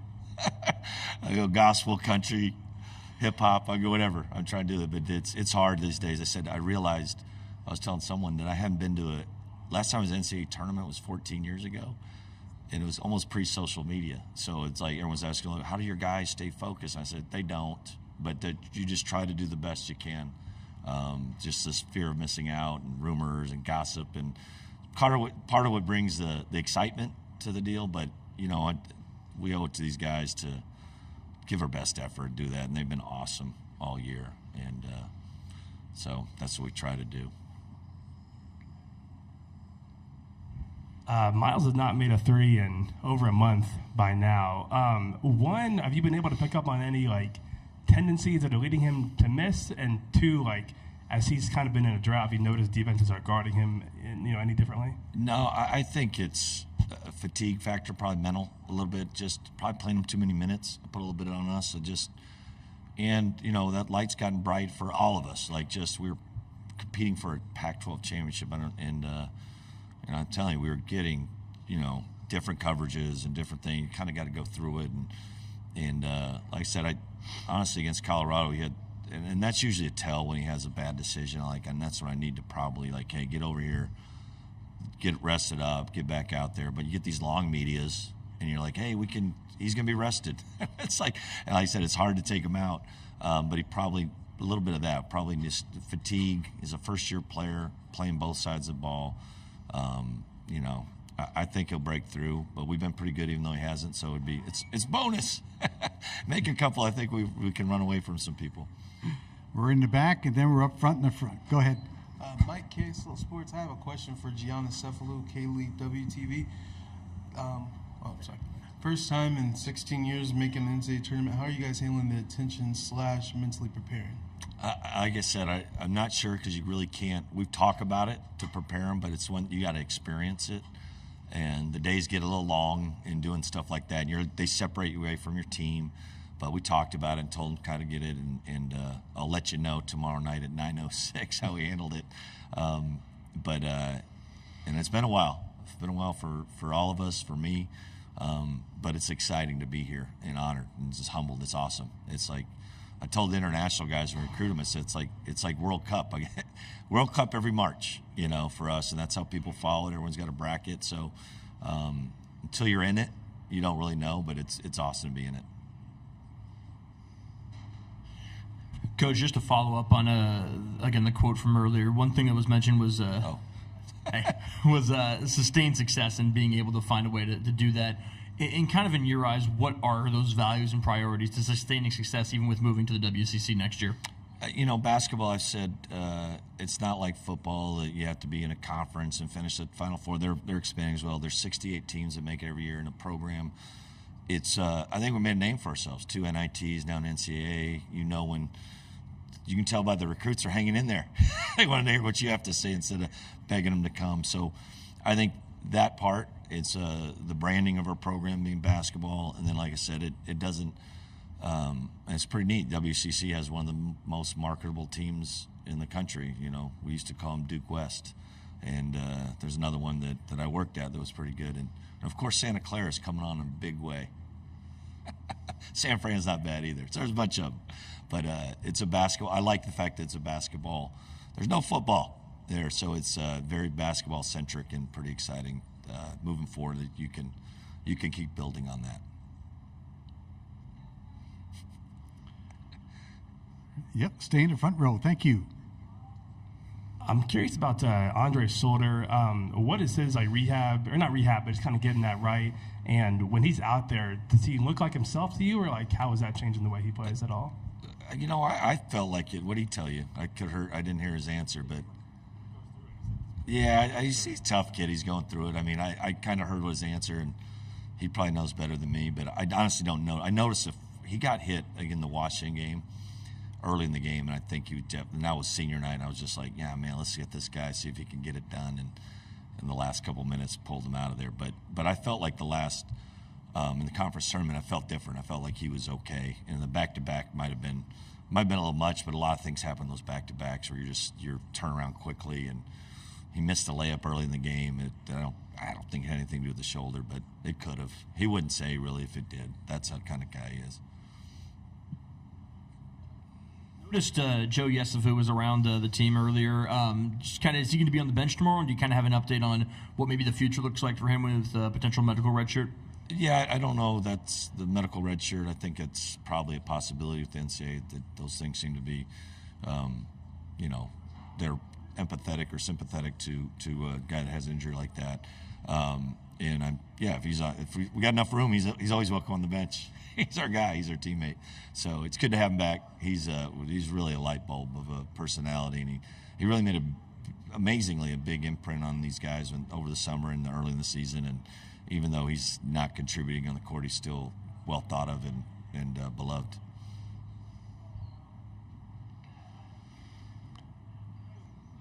Yep. Go ahead. I might have asked you this already, but it seems like the better Isaac plays, the quicker and more double teams he's seeing. I think he spun out of one for a dunk against Colorado. Is he seeing? I mean, have you noticed kind of an uptick in those, and how can he kind of manage those the best? That's a good question. I mean, I think he's really, like I said, he's such a pleasant person. Like, he's really unselfish, and he wants to score. He likes to score, but he usually makes the right play out of the double.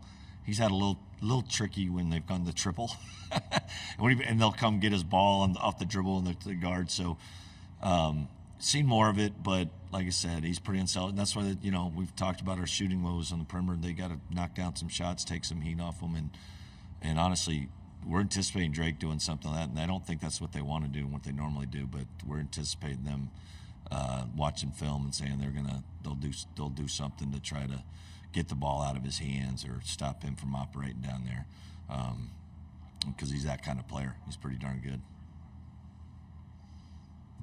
Coach Julio Rouseo with the score. You mentioned your international guys. What's the philosophy in terms for you and your staff in recruiting international guys? How do you sell Pullman, Washington to guys who may not have, may not know of Eastern Washington, and why do you feel it has been important to build the roster around a couple of key international players? Yeah, well, it's been a little bit at my previous stops. We've had international contacts, had recruit the globe, and it's been just build those relationships. And you get a place like Pullman where there's just not a big population. We got to go a long ways just to see a local high school game for us is Spokane. And there's probably one prospect every year, so we have to do that. And then, have you ever been to North Macedonia? It's probably looks a lot like Eastern Washington from what I know. So it's like he doesn't know any better. He's good, and it's great. So I think they're just really humble and appreciative, and it's funny how things have changed over the last 20 years. I think with international guys, for someone like Andre Yakimovsky to come over here, or Ruben Chinyelu, and become leaders in the basketball program, that was never happening 20, 25 years ago. Now he's our fourth year captain. And it's been really a big part of the success of the program. Kyle, thank you very much, and best of luck tomorrow night. Thank you. Great job. Thanks. Should have led with Santa Clara. Thank you, everyone. See you tomorrow.